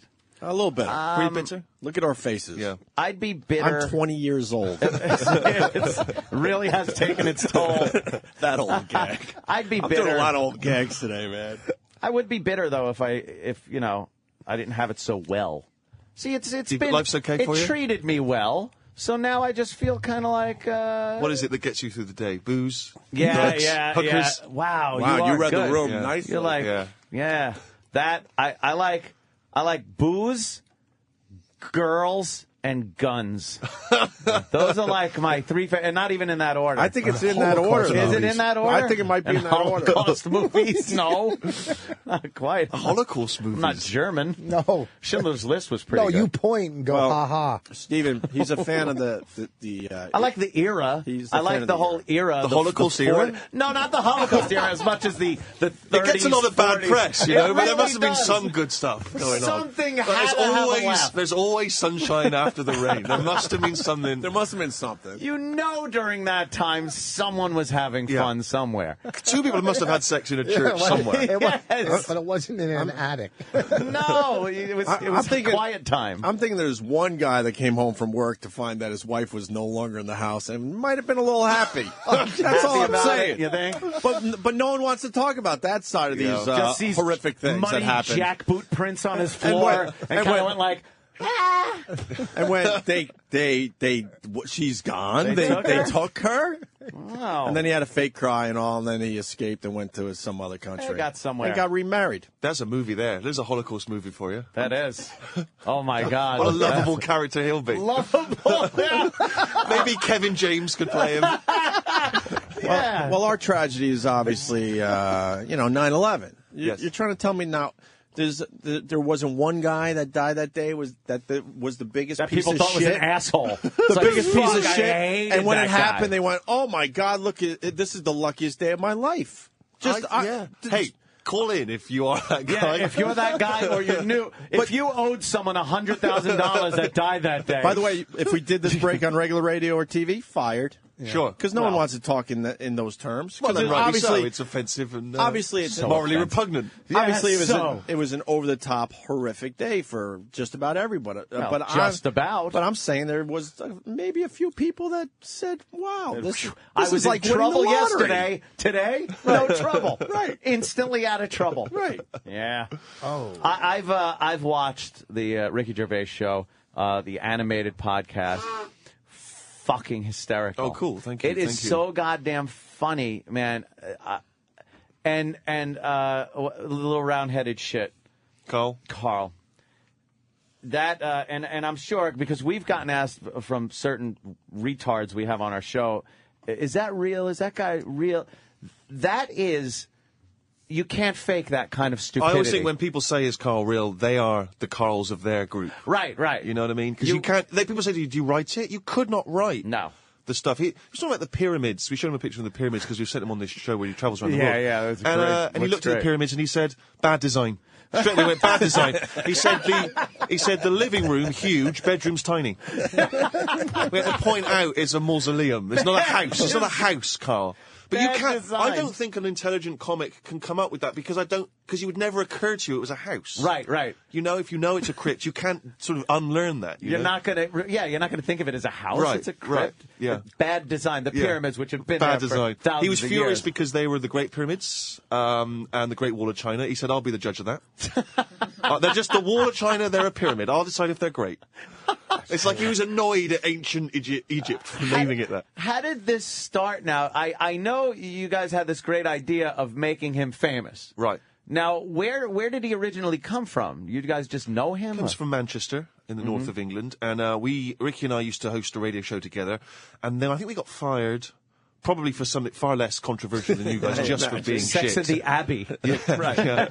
And then we had some success with The Office and stuff, so then they invited us back. And we returned like conquering heroes. They gave us the Saturday morning, graveyard slot. I got to slow you down for 1 second because too many people going, who is Stephen Merchant? You need to know who Stephen Merchant is. He's Ricky Gervais's partner in crime. They've done a ton of stuff together. Yeah. Extras was I'm just finally starting to get into extras, good. and I can't get enough of it. The British Office, obviously. This new show on HBO.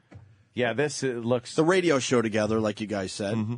Yeah, the podcast. I saw the season premiere a few days ago. Oh, where he came up with the movie idea. Well, so for the people emailing in saying they don't know who the hell we are, I worked with Ricky for years, and then we started doing this radio show again. And Carl is this round-headed dude who was just here to press the buttons. I don't know which of these people in this room is your gimp, but that's pretty much all. And we just started asking him questions, and he just started answering with these answers that you just wouldn't expect, and just offering up stories, but offering up stories like, about some dude he knew who had a horse who kept in the house. But just like that was normal. That was a normal thing, Yeah, I knew a guy who had a horse in the house. Like, we're supposed to go, okay, move on. And since then, Ricky has been keen to make him into a reluctant star, which he's definitely done. Yeah. We got to do that with Ricky's laugh at Carl, it kills me too. He'll just laugh hysterical and then just go, "You're mad! You're mad!" It fucking kills me every time. Well, the season premiere of the HBO show, I think, was when he had a meeting. He got invited to a meeting with some movie producers, and he told us this idea that he'd improvised on the spot, which he thought was inspired. Oh my God! And it was a movie starring Rebecca De Mornay, which, as I pointed out, would be great if it was 1985. And Clive Warren. Clive Warren. Who he meant Clive Owen, but Clive Warren was the star in his And they wouldn't stop calling him Clive Warren the whole show. It was killing me. It's like, oh, you mean Clive Warren?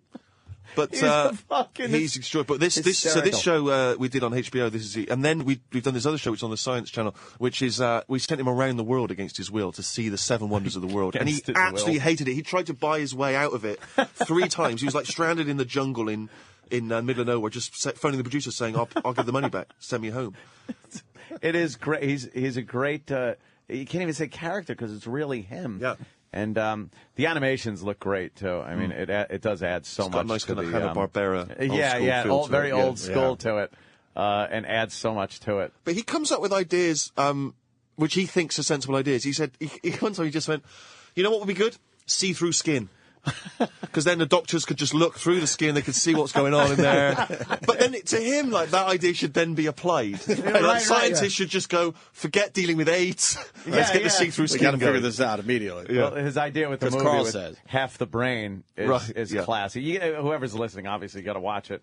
But just that you could take somebody else's half of the brain, because he heard that you could function with half a brain. Mm-hmm. So take someone else's half a brain that is either in a coma or dead or whatnot, and put it in your head, and that way you could kind of almost live with them vicariously through their other half of the brain, and then all kinds of drama happens. Lesbianism, it's just like it's so off the wall. Kind of makes sense in a weird way. It does. His stuff does it.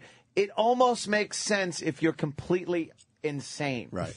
Yeah. No, he does it. Sometimes there's something that gets through to you that you start to think, damn it, he's got a point there. He might have That's something. really distressing. He might have something there. Yeah. Wow. So you just kind of found him and now sending him around the world. Yeah. Which goddamn. He hated it. Hated every moment. He hated India. He said of India, it's the worst place on the world. On the world. Couldn't find any redeeming value in India at all. He said of the Great Pyramids, it just looks like a game of Jenga that got out of hand. I like when he's talking about Australia and how he hates Australia because there's so many deadly creatures there.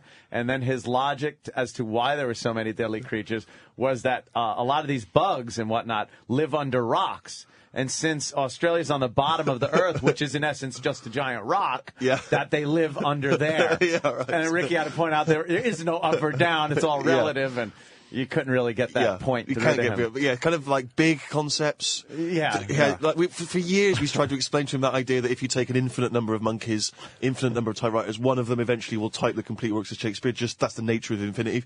But he just starts saying, Okay, they read Shakespeare. No, they haven't read Shakespeare. It's totally random. So this To be or not to, does that count? No, it has to be the full sentence. The full Yeah. sentence.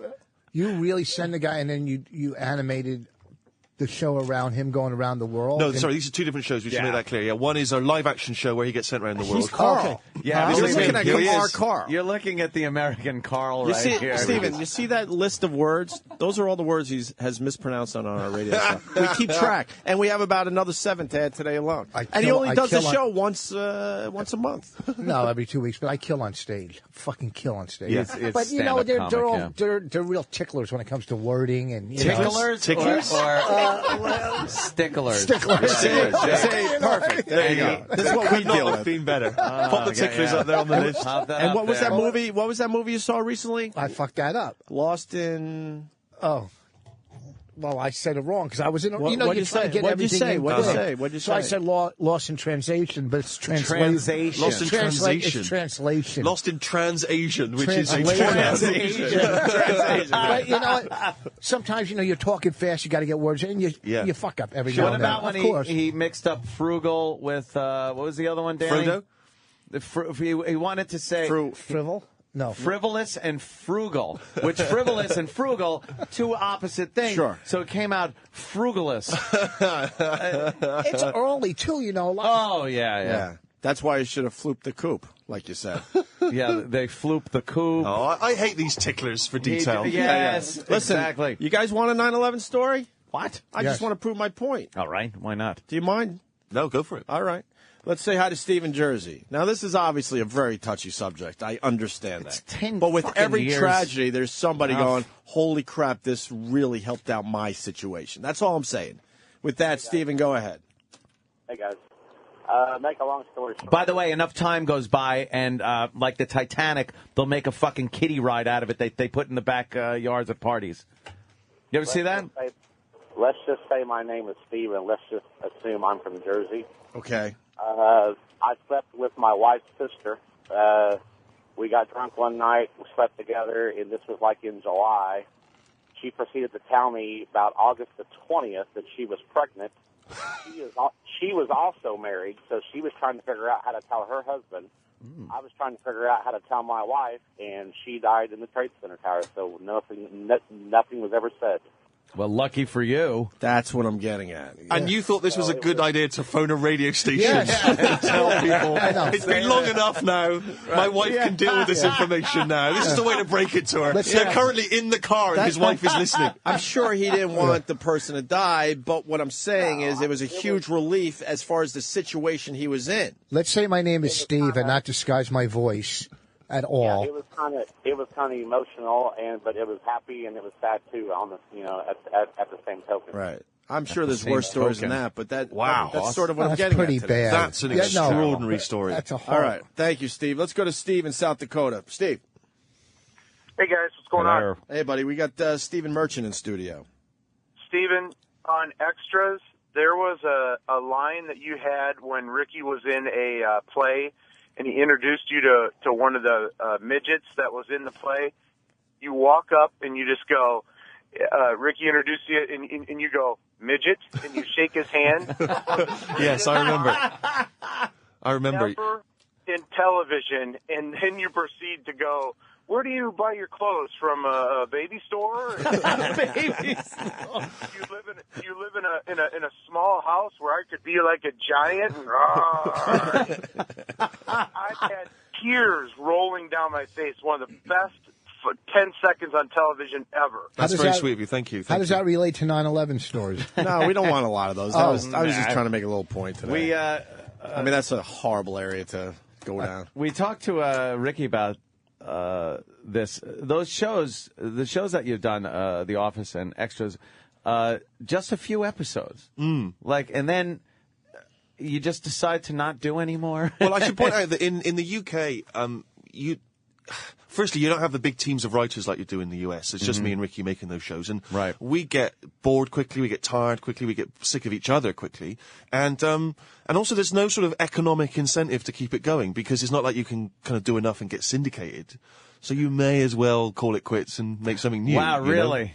that how it and also, I think it's partly that impulse as well to just not burn out an idea, you know, and it gets to that later stage where, you know, I used to love Roseanne, but towards the end, it was awful. It kind of got, you know, tricky. And when, like, you know, John Goodman was clearly away making movies because it'd be like, "Where's Dad? He's working out of town for the next 5 weeks." We talk about that all the time with all the sitcoms where they can't sign everybody, so you get like they do the phone call. It's like, "Hey, Richie's calling from school." Hi. Yeah. And then, you know, obviously, then contractual obligation. They have to do a split screen of him like in a studio somewhere. Yeah, I'm having fun at college. Yeah, and he's clearly got a different haircut and a beard that he's got for the next movie role. He's holding the phone in the 50s, wearing a digital watch. Just doesn't give a shit. Oh, that's so true. Oh yeah. I love the idea that Henry Winkler never left. Like everyone, it seemed, left that show, but Winkler was like, "No, I am still here. I'm sticking it out. I don't care. I'm 50 years old. I'm going to be a teenager. The teen. I'm going to be the ruckus teenager." Did you ever see the Happy Days episode? There's a couple that stick with me.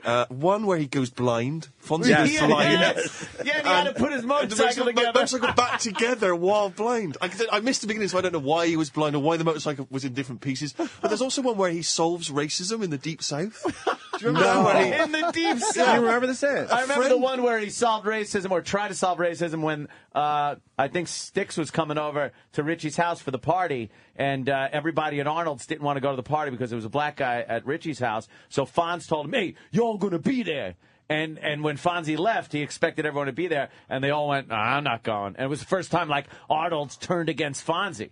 Wow. And didn't fucking listen to the Fonz. And he did that in the Deep South. You can't even do that within yourself. And he had the whole South. Not my house. But the one I saw was where he, some friend Richie's is going to the South to be like on a march, you know, civil rights march. Oh, so the Fonz goes there. But obviously they can't afford to stage an entire march. So it mainly takes place in like this diner where the guy who runs it is like a real racist. And so Fonz walks in with this black dude and there's a sign that sort of says "No blacks." And it ends with Fonzie like making some speech, hitting the counter, the sign falls down, and the audience erupts into applause. It's like, okay, no, this is on a lot in a studio in LA. This is not really the Deep South. Real. He's not really a racist. Can we try to find this clip if it's short? I gotta see it. I don't remember this one. Wow, it's so good. And the waitress who's there goes, "I've learned a lesson," and she changes her opinion and she quits the job just like that. It happens so quickly, and it was such a realistic. And the whole time, look at that. It is that it there? Whites only. Whites let it only. rip. Let's hear his speech. Let's make them signs. Oh, it's not a house. Coming out. Really good. Meanwhile, it's just Arnold. He's on the way out. He's not going to See you later, Nick. Whites only. The sign goes great. down. The sign goes down. the whole time they still hate Jews. There goes the neighborhood. Yeah, Fonzie didn't care about that. Yeah. Oh, that is Fonzie horrible. came back, wrote "No Jews" and hung that up. Boy, they really ran out of ideas. Wow. Yeah, Well, it's like I was talking to someone yesterday about the, I mean, obviously I'm sure you've talked about it before, the paedophile episode of Different Strokes. Oh, yeah. It's just, I could not watch it. I could not get through it. We only watched that one. Yeah, that's the only one worth watching. Oh, wow. It's very sexy. It's so bad. It's so creepy. And considering it's the guy from WKRP, you know, it's Right. It's just like, But it's just the idea that there's like 200 episodes in now, and the writers just think that we're invincible. You know what we should try and solve? Guinea fiddling. We should wipe that out. We've got a platform here, guys. Yeah, I just want to laugh. I don't want to think this. that was the era, the 80s and shit was the era of the very special episode. Right, And they would call it that. Yeah. They would say, "This Sunday, a very special episode." And they would handle drug abuse. And it became like, it wasn't a sitcom anymore. But that's what's interesting about the paedophile one, is that it starts off with the usual kind of jokes and the audience is laughing, and then it starts to get creepier, and there's still still one dude who like, yeah, and claps, and then realizes, okay, no, this is getting really intense now. But it's like they're still trying to laugh and enjoy it, but it's just really sinister when like the old dude takes a kid into a room. It's like, should we be laughing? That started off, I think, with Norman Lear shows in the 70s. I remember Good Times and All in the Family, too. They would have these episodes that would end, and it wouldn't have the nice music and the applause of the audience. It would end with just the credits going over silence. Right, But yeah. the TVs were so bad back then, and the white background, you'd hear like, bop, bop, Bob. Every time different letters came up, the credits, and it was supposed to leave you in like this depressed mood. Wow. It was horrible. So bizarre. They were the worst episodes ever. It's like, oh, and like they'd get a phone call. It's like, what? Hello? Yes? He is? I just got a call. He's dead. Bob. Bob. Yeah, when they run out of ideas, they have to go to the very special. I guess, 6, 12 episodes. This whatever. is another concern, we were worried that we would be dealing, if we carried on The Office, our British version, we'd have had, like, David Brent molesting someone, down the road. So it would have been kind of funny to watch, though. Oh, you've got it on the web, it's too much. I cannot. He's just pulled up this paedophile episode, and it really makes me... It really is. I still remember there's a moment where he makes them watch a cartoon. Yeah. That's kind of the implication that it's like a porno cartoon. He's just trying to be one of the kids. Yeah, quack, quack. Oh, it's really making me my It skin is crawl. uncomfortable. Yeah, because he's such a race traitor. Oh, Jesus, Mark. Here, so look him over. Maybe we can play a little video game later on. He's pulling what we call the old Mark Parento. Yeah. Look at these magazines. He's making them thumb through nudie magazines. What you looking at? Yeah. You think we should look at this one? Of course. Why are people laughing? The audience is so unsure. They're just, You guys were looking at this, huh? There's nothing wrong with being naked. Especially here, there's nothing to be ashamed of. The point is, Arnold, that there's a good reason for looking at the human body and admiring it. Yeah. It's a work of art. Oh, you've got to switch this off. It makes me... It's so uncomfortable. It's really uncomfortable. Not only is it bringing back a lot of memories. Oh, shit. You know, guys, you can just have an awful lot of fun with your clothes off. Oh, my God, this is terrible. It's so intense. Well, for instance, they're skinny dipping. I think I got some Did pictures this guy around ever here of work a bunch again? of us I know, that's... You guys gotta love them. I mean Gary Coleman. Here they are, right here. Oh, Jesus. Here we are down at the old water hole. Look at us. Old Polaroids. You don't have any clothes on either. Hey. I like the fact that this You don't think paedophile, though, about is letting like, kids he's have really all the thought this fun, through. yeah. Like, he's got some nudie magazines, a cartoon, some photos. He's really gone out of way. He's got the kit. He's got the paedophile kit. He's well prepared. Yeah, he's really good at it. Sip. Uh-oh, Are the they giving him juice. alcohol? Give him a little booze. Oh, geez, that's going to fuck Michael his Jackson kidney called up. it Jesus rainy juice. day like today, huh? You know, we ought to be playing some games. Oh, shit. God, this is just creepy. You know what all game all with right. the camera? Please switch it off. All right, enough. No, come on. I didn't finish. Enough. I didn't finish. But Arnold's friend doesn't have his shirt off yet. That part You comes know, later. the problem with him is he got greedy. He tries. You can't get two at once. time. That's Threesome. greedy. I dreamt of a threesome, and I'm not. Oh, you what the fuck? Wow. Kid's 8. He's My got a body concern like is that Holyfield. paedophiles were at home watching this. Yeah, and getting off Yeah. on it, Take some exactly. pictures, and we're going to have He's another little taking sip of wine. pictures And now, we're gonna really. take some more pictures. And Oh. give me strike a pose for me there. This is, he's using all my lines from my house, Yeah, though. that's great, guys. We're going to have some wine, take some pictures. It's going to be We're just great. going to have a great time together this afternoon. Oh. Huh? Oh, Hey, that's boy. great. Oh, it's gross. Why don't I be the lion? And I mean, you take the how pictures, desperate Arnold, was this okay? actor that he agreed to do this I role? know. When that script landed. Oh, he's right now. Oh, Yeah, there we go. Rich, you do Sorry, I this? don't have a tail for you to hang on to. That's okay. You can just wag your behind. And the Audience is still laughing. The audience hasn't figured out what's going on yet. No. They're just going, what a lovely guy. He's giving them some wine, free. Wine's expensive. But, he's bought the magazines. What a dude. he took the He's whites just a only really sign down. hospitable. He's a really hospitable host. What a sick fucking show. Oh, my God. Wow. That is awful. Right, but then So now they're jumping jumping on a couch. Hey. Sorry we had to please. leave without saying goodbye, Curly. We looked out the peephole and saw it was my dad. He doesn't even suspect that you were here. You know, I feel funny about all this sneaking around. Oh, don't worry No, about that's it. not sneaking around. We're just simply trying to keep me out of trouble for giving you guys all these little treats after school. That's my man. Huh? Oh, All right, fellas, and away we go. Doing Gleason okay, jokes? guys, here it is. It's showtime and pie time. Good afternoon, ladies and gentlemen. It's time for Curly's Cartoon Cavalcade. Oh, it's where he showed them the pornographic cartoons. Check him out. And then Arnold just did a crazy look as he saw Just lost his pants.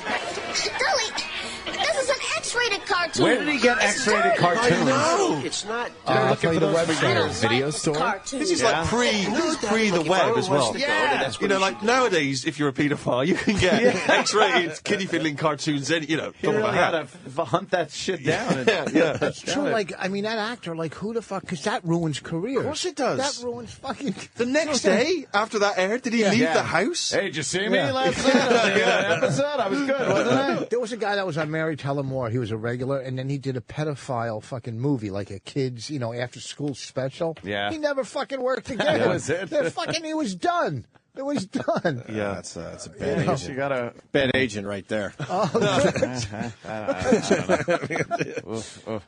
I feel really unclean now. I know. Do you know what I mean? it's Like, horrible. I'm looking at it, just feels like I'm just thinking one of you might be. Yeah. Well, look who came up with it really fast. Yeah. He Damn, knew he we go got straight to that. Now they start pointing That was fingers his at each other. favourites. With this show, it has to be. Yeah. I want to. I know you've been asked a lot, but you ever do that with children? No. You. The Ricky Gervais on the Golden Globes. Right. What's the real story there? And I think it's what Ricky said. Like, everybody had a great time with it, but the news. Why would they try to make it seem like a lot of people were upset about this?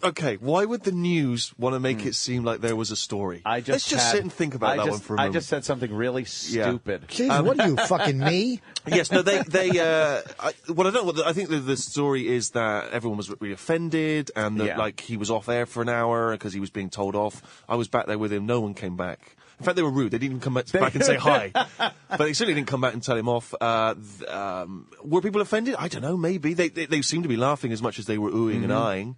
I don't know. It seems like someone's manufactured a story out of this. Yeah, because it was... Which is good for Ricky. The only reason I watched it, it was coming on, and I said, I want to see this because Ricky Gervais is hosting it. That's the only reason I'm watching. Who gives a shit about the Golden Globes? And that's why I watched it. And then to see, like, all the flack the next day, it's like, but that's what you're getting. Do you know Ricky Gervais? But I don't. Also, I really genuinely don't think Bruce Willis is offended if you make a joke about it. He's Bruce Willis. Yeah, I don't think... Yeah. He made Die Hard. That's enough. It's like this is the thing. I just don't buy this idea that everyone's devastated and weeping into their coffee the next day. I just don't buy it. They're movie stars. They're millionaires. They've won the lottery of life. Yeah, here's the thing. Yeah, they fucking win the lottery. Now they're giving themselves awards for winning the fucking lottery. Yeah. Enough already. When I was a writer on the Oscars for Chris, okay? Jesus. It was that would be Chris Rock, Steve. It was a lose-lose situation. I thought it was like a party, an Oscar party.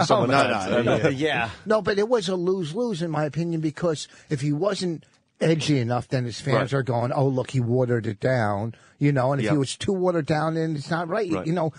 If you're going to get him, that's what you're getting. Yeah. Okay? So deal with it. That's why Ricky Gervais That's what Ricky decided to do. He did such a good job because he went after people. It was funny. It was genuinely fun. And people are saying they haven't watched an award show and actually laughed at the host in years. Right. And it's funny in a way that that he not only is he the one that people are talking about after the event, none of the award winners, but normally as well, the Golden Globes is normally the conversation's dead after people have dissected their dresses. Yep.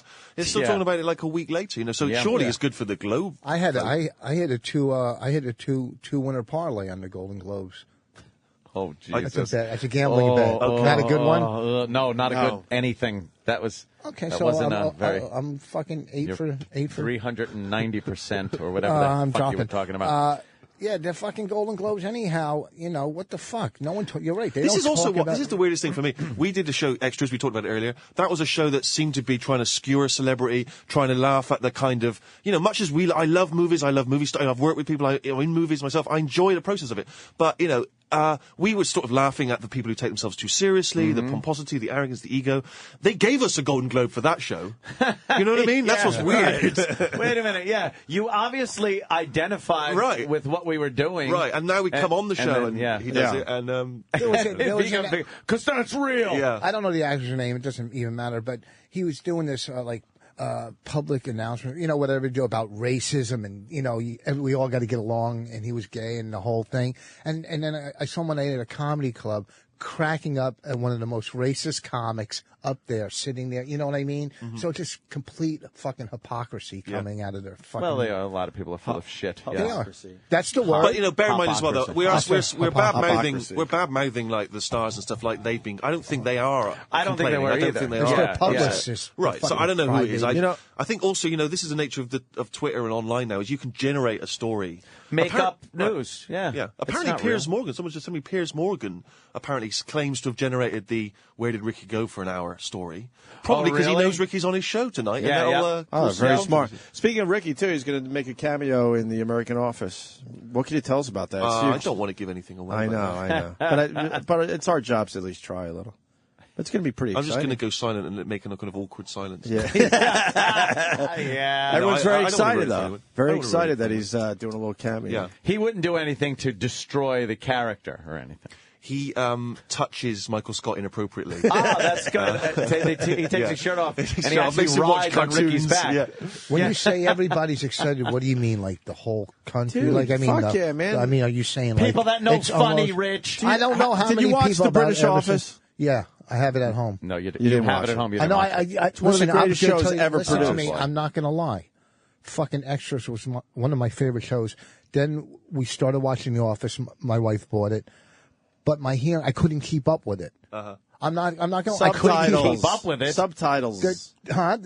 I couldn't keep up. You got a new TV where they do the subtitles for you? No, I just was trying to listen. We have it. All I know is just If you two of can't- my if you don't- favorite shows are from Hold on. England. If you don't understand, you can put the English subtitles on. On the DVD. On the DVD. Oh, no, when I get home tonight, I'll start it then. I didn't know that. I didn't know that. He's our Carl, I'm telling you. People say, "Oh, we got to send him around the you've world." achieved your goals." Listen, the other show from England is the one where the guy was a radio host and then he went and Alan fucking bought an Partridge. inn. I watched 3 or 4 episodes. I couldn't fucking stop laughing. That has nothing to do with him. I'm just saying the show. It doesn't matter. You can really. You're basically saying you're saying the pedophile thing has something to But do you're with it. basically saying the show that you Just because helped it came out of create, England. helped create, I haven't seen yet. and No, I can't haven't. I under- couldn't. You Like can't we're understand getting credit it. for Mission Impossible because it was made in the United States. I said, who brought up Extras first here? Me. I brought it up Guys, first. let's not fight. Yeah, let's not squabble. That's all we did. Let's No, hug. fuck them. Listen to me. You want to see something, Stephen? Describe one episode of Extras to Stephen Merchant. Okay, I'll describe One lousy episode. Go ahead. where And he'll give Ricky's you- character, and he'll give where you a Ricky's grade. character was struggling as an actor. He finally hits and gets shit going for him, and he dumps his best friend, and then he realizes in life that friendship means more than fucking the dumb entertainment business. Oh my God, you're right. That was an episode, and we are as moralizing as different strokes. That was a special episode. You just described a very special episode of Extras. Oh, Jesus. Yeah. I get to take 3 words off of that list. That's a long list. Told Rich, you got to make a book out of that. Yeah, no, that was an episode. Yeah, that was an episode. Very I mean, special. Had a little bit of. Wow, I didn't realize it morality was to that facile. The show. I know, right? The way Wow, it's like a Paul kids program. described it. Unbelievable. So what are we promoting today, Stephen? What's the Well, big we plug? talked about everything. we talked about the 2 Carl shows. There's one on Science Channel on Saturday. That's where we send it around the world. There's one on Friday nights on HBO. That's the animated thing. We should mention Hall Pass, this movie I did with Owen Wilson. I haven't seen it yet, so I don't know if it's any good, wow. but it's coming out in February. And Is it there's better- probably some other stuff. Is it better than the Fockers movie? The Fuckers movie? I didn't see that one. Good. See? See, I thought Meet the Parents was great. I thought the I first loved one was Meet Yeah, the the great. first one was really good. And then again, just getting greedy and keep it going. And Ocean's 18. Did you see Winter's Bone? Winter's Bone? Yeah. No. Oh. Is that a porno? It's great. No, it's a fucking great You've movie. been saying Winter's Bone, and it's actually Winter's Bone? Winters, like the You said fucking Winters. Winters. Winter's Bone. I've heard it's really good. It's fucking great. Yeah. And they, they're like, Try to sound cultured. Are you kidding me? Yeah, you know no. the culture I have? I've been all over. I've performed in England, fucking Holland, Scotland. I'm all over. Hong Kong. Fucking big act. I was big fucking 4 years ago. 4 years ago when I was peaking, man, let me fucking tell you something. We all had our peak. Oh, fuck, man. Let me tell you, when it was so good. There's real anger in your eyes now. Bitter in this room. Everyone's bitter. Do you know John Feely, comedian in England? No, I don't know. He owes me $300. You know, Steven did stand-up. That's how I met Ricky, too. Did you do stand-up? I do stand-up, but I didn't. Do you still do it as much? Yeah, I went back to it. I stopped it for a while. It's hard stand-up. I did that fucking Jongleurs in Oh, Camden. that's a brutal place. But I'm over there, so they put, I'm the fucking American on the show. All right, I got one strike against me, and they put on some American open micer right before me. And now our next American, it was fucking. And this room, it's I think Camden or something. It's like a fucking knife fight to begin with. All right, it was a knife fight. I mean, no, those places are brutal. It's people who've just come in; they're all beered up before they even start. Yeah. It's like bachelor parties and stuff. And the people who run them aren't even. I don't think they care about the comedy. It's half the people there don't even want to be there. It's a fucking wow. Sounds like a great place. Horrific. We did that show over there called The World Stands Up, though, which is pretty cool. The comedy specials in England. That was fun. The audiences were great. It was in a nice theater and stuff. But some of them, and they looked at also too, and I didn't realize this. In England, the comics look down on comedians that sell CDs and DVDs after shows or something. Like I was out there after one of my shows. We look down on you here too. The audience looks like, ugh. Are you kidding? Yeah, but you weren't selling your own CDs and DVDs. No. Maybe that's just some that you brought over that you want to get rid of. The Office. I can't understand this crap. You want to buy it? All bootleg copies of everyone else's work. I got a bootleg off the TV. Yeah, I got a bootleg. It's a VHS of different strokes. Carol Channing. Oh, have we run out of steam, guys? I feel like your energy's waned. No, it's time to get the fuck out of here. Oh, it is? Okay. 2 years ago. That's what we try to tell you when you got in here. So we're just filling now, we just punch clock. We're just filling up the next couple of minutes before you have to go off air. Fill her up. Okay. We just filled for the last 4 hours. That's what we care about. The whole show is filler. Yeah, really, when you think about it. Is anyone listening to this? Nah, probably not. What kind of audiences are you getting? No one tells you. Like that old guy that had the black kid on his back. No. people that don't read ingredients on food. Okay, just a bunch of fucking hemoglobins. Talking about our audience. Bigums. We've been out and met our audience. They're scum for the most part, huge. Right. Big. They don't take care of themselves physically very well. The guys don't have girlfriends. The girls don't have boyfriends. Yeah. Actually, the girl doesn't have a boyfriend. Their parents drop them off at the events. Yeah. It's real. It really they have is too many awful. DUIs under their belt. But they are whizzes on the computer. They sure If you are. give them your password, they will fucking just. They hate to a point you don't even realize they're fans. No, They're but brilliant at it. They're brilliant at their hating. The real true comedy fans that come out to the clubs really know. They're really good fans, though. The fucking ones that are like the ones that'll come next week to see me. The ones that'll see me in Boca at the Funky Buddha, or this weekend in Harrisburg at the Comedy Zone. The ones that'll see me in Harrisburg are fucking great. Okay, those are my favorites. The guy when I was in I was in Rhode Island over the weekend.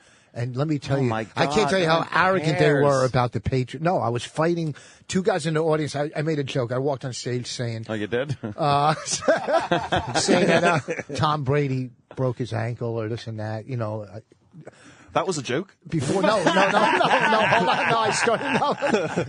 Listen, Jesus Christ. Tom Brady brings ankle this and that. Yeah, man. You said No. Let me rephrase. I opened the show, by saying I got bad news because they're big Patriot fans up there. It's football we play here.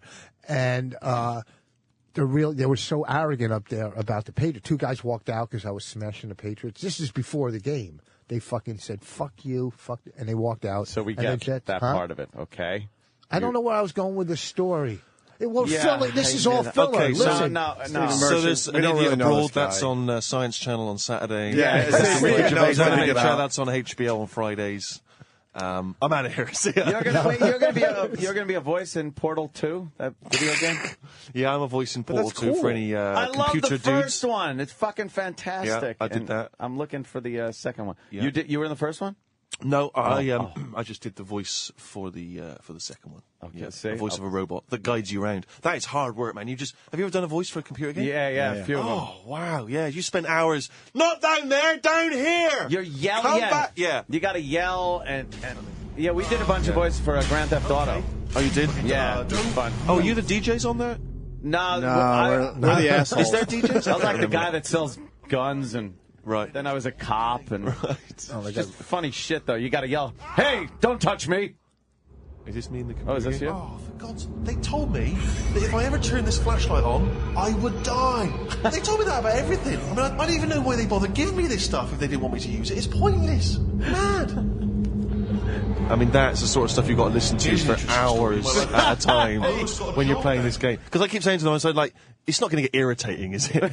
You know, like, I play a video game and it's fine for the first 10 minutes, and then, like, when you keep going back to the same level because you can't get through, it's still me again. Same Enough jokes. already, yeah. I hate those games you can't just hit the save button real Right. quick. Like you get past the point and go, "Blah, save!" Yeah. That way I don't have to do that again. Yeah. It's like, oh, you've got to pass a checkpoint. Fuck the checkpoint. Hey, I'm a big gamer. You play games? I used to, but then I sort of realised grew that up? one of the reasons I wasn't getting girls was I was spending too much time playing games. Keep telling yourself It's that. rare that it's... That might have been a joke. Oh, there it was. He was biding his time. He wasn't going to let the crack I made earlier go by without revenge. He could have waited for days. You were sitting in Don't wait. you think I would have drove home in my car thinking, what should I have Is this said? how quick you are when there's a heckler at a club? An hour later, all right, say that again in 40 minutes. I'm going to be back here in a month's time. You come back and you say that. He tells the 10 o'clock show what he would have told the guy at 8 o'clock. Oh, wow. All right, let's get the fuck out of here. Let's get out. That's what I say. Stephen Merchant, we're all huge fans, Thank you, man. Thanks for Absolutely. stopping by. Say hi to Ricky. I think Ricky's coming on in a few weeks to do our show as well. Yeah, Cool. but I think we talked over your plug. The Ricky Gervais Show, Fridays at 9 on HBO, and Carl's show on the Science Channel is. It looks fucking hysterical. An Idiot Abroad is what it's called. And when is it on? Saturdays. This weekend? Yeah, I think Is it the starts first this weekend. episode? Yeah. Oh, I gotta fucking DVR that. We could do the American version. We steal everything from over there anyhow. Yeah, and go way too long with it. There's only 7 wonders, though. That's the problem. I'll make 10. Yeah, you can't come up He's with going to be another building one. some. Yeah. All right, let's get out of here. Thank you. And Rich, you. you got your plugs in, thanks I so do much. believe. Yes, so. yeah. The Harrisburg this weekend and The Funky Buddha Tuesday. Comedy Zone Harrisburg this weekend. All right, there you go. And See you nice guys golf tomorrow. courses.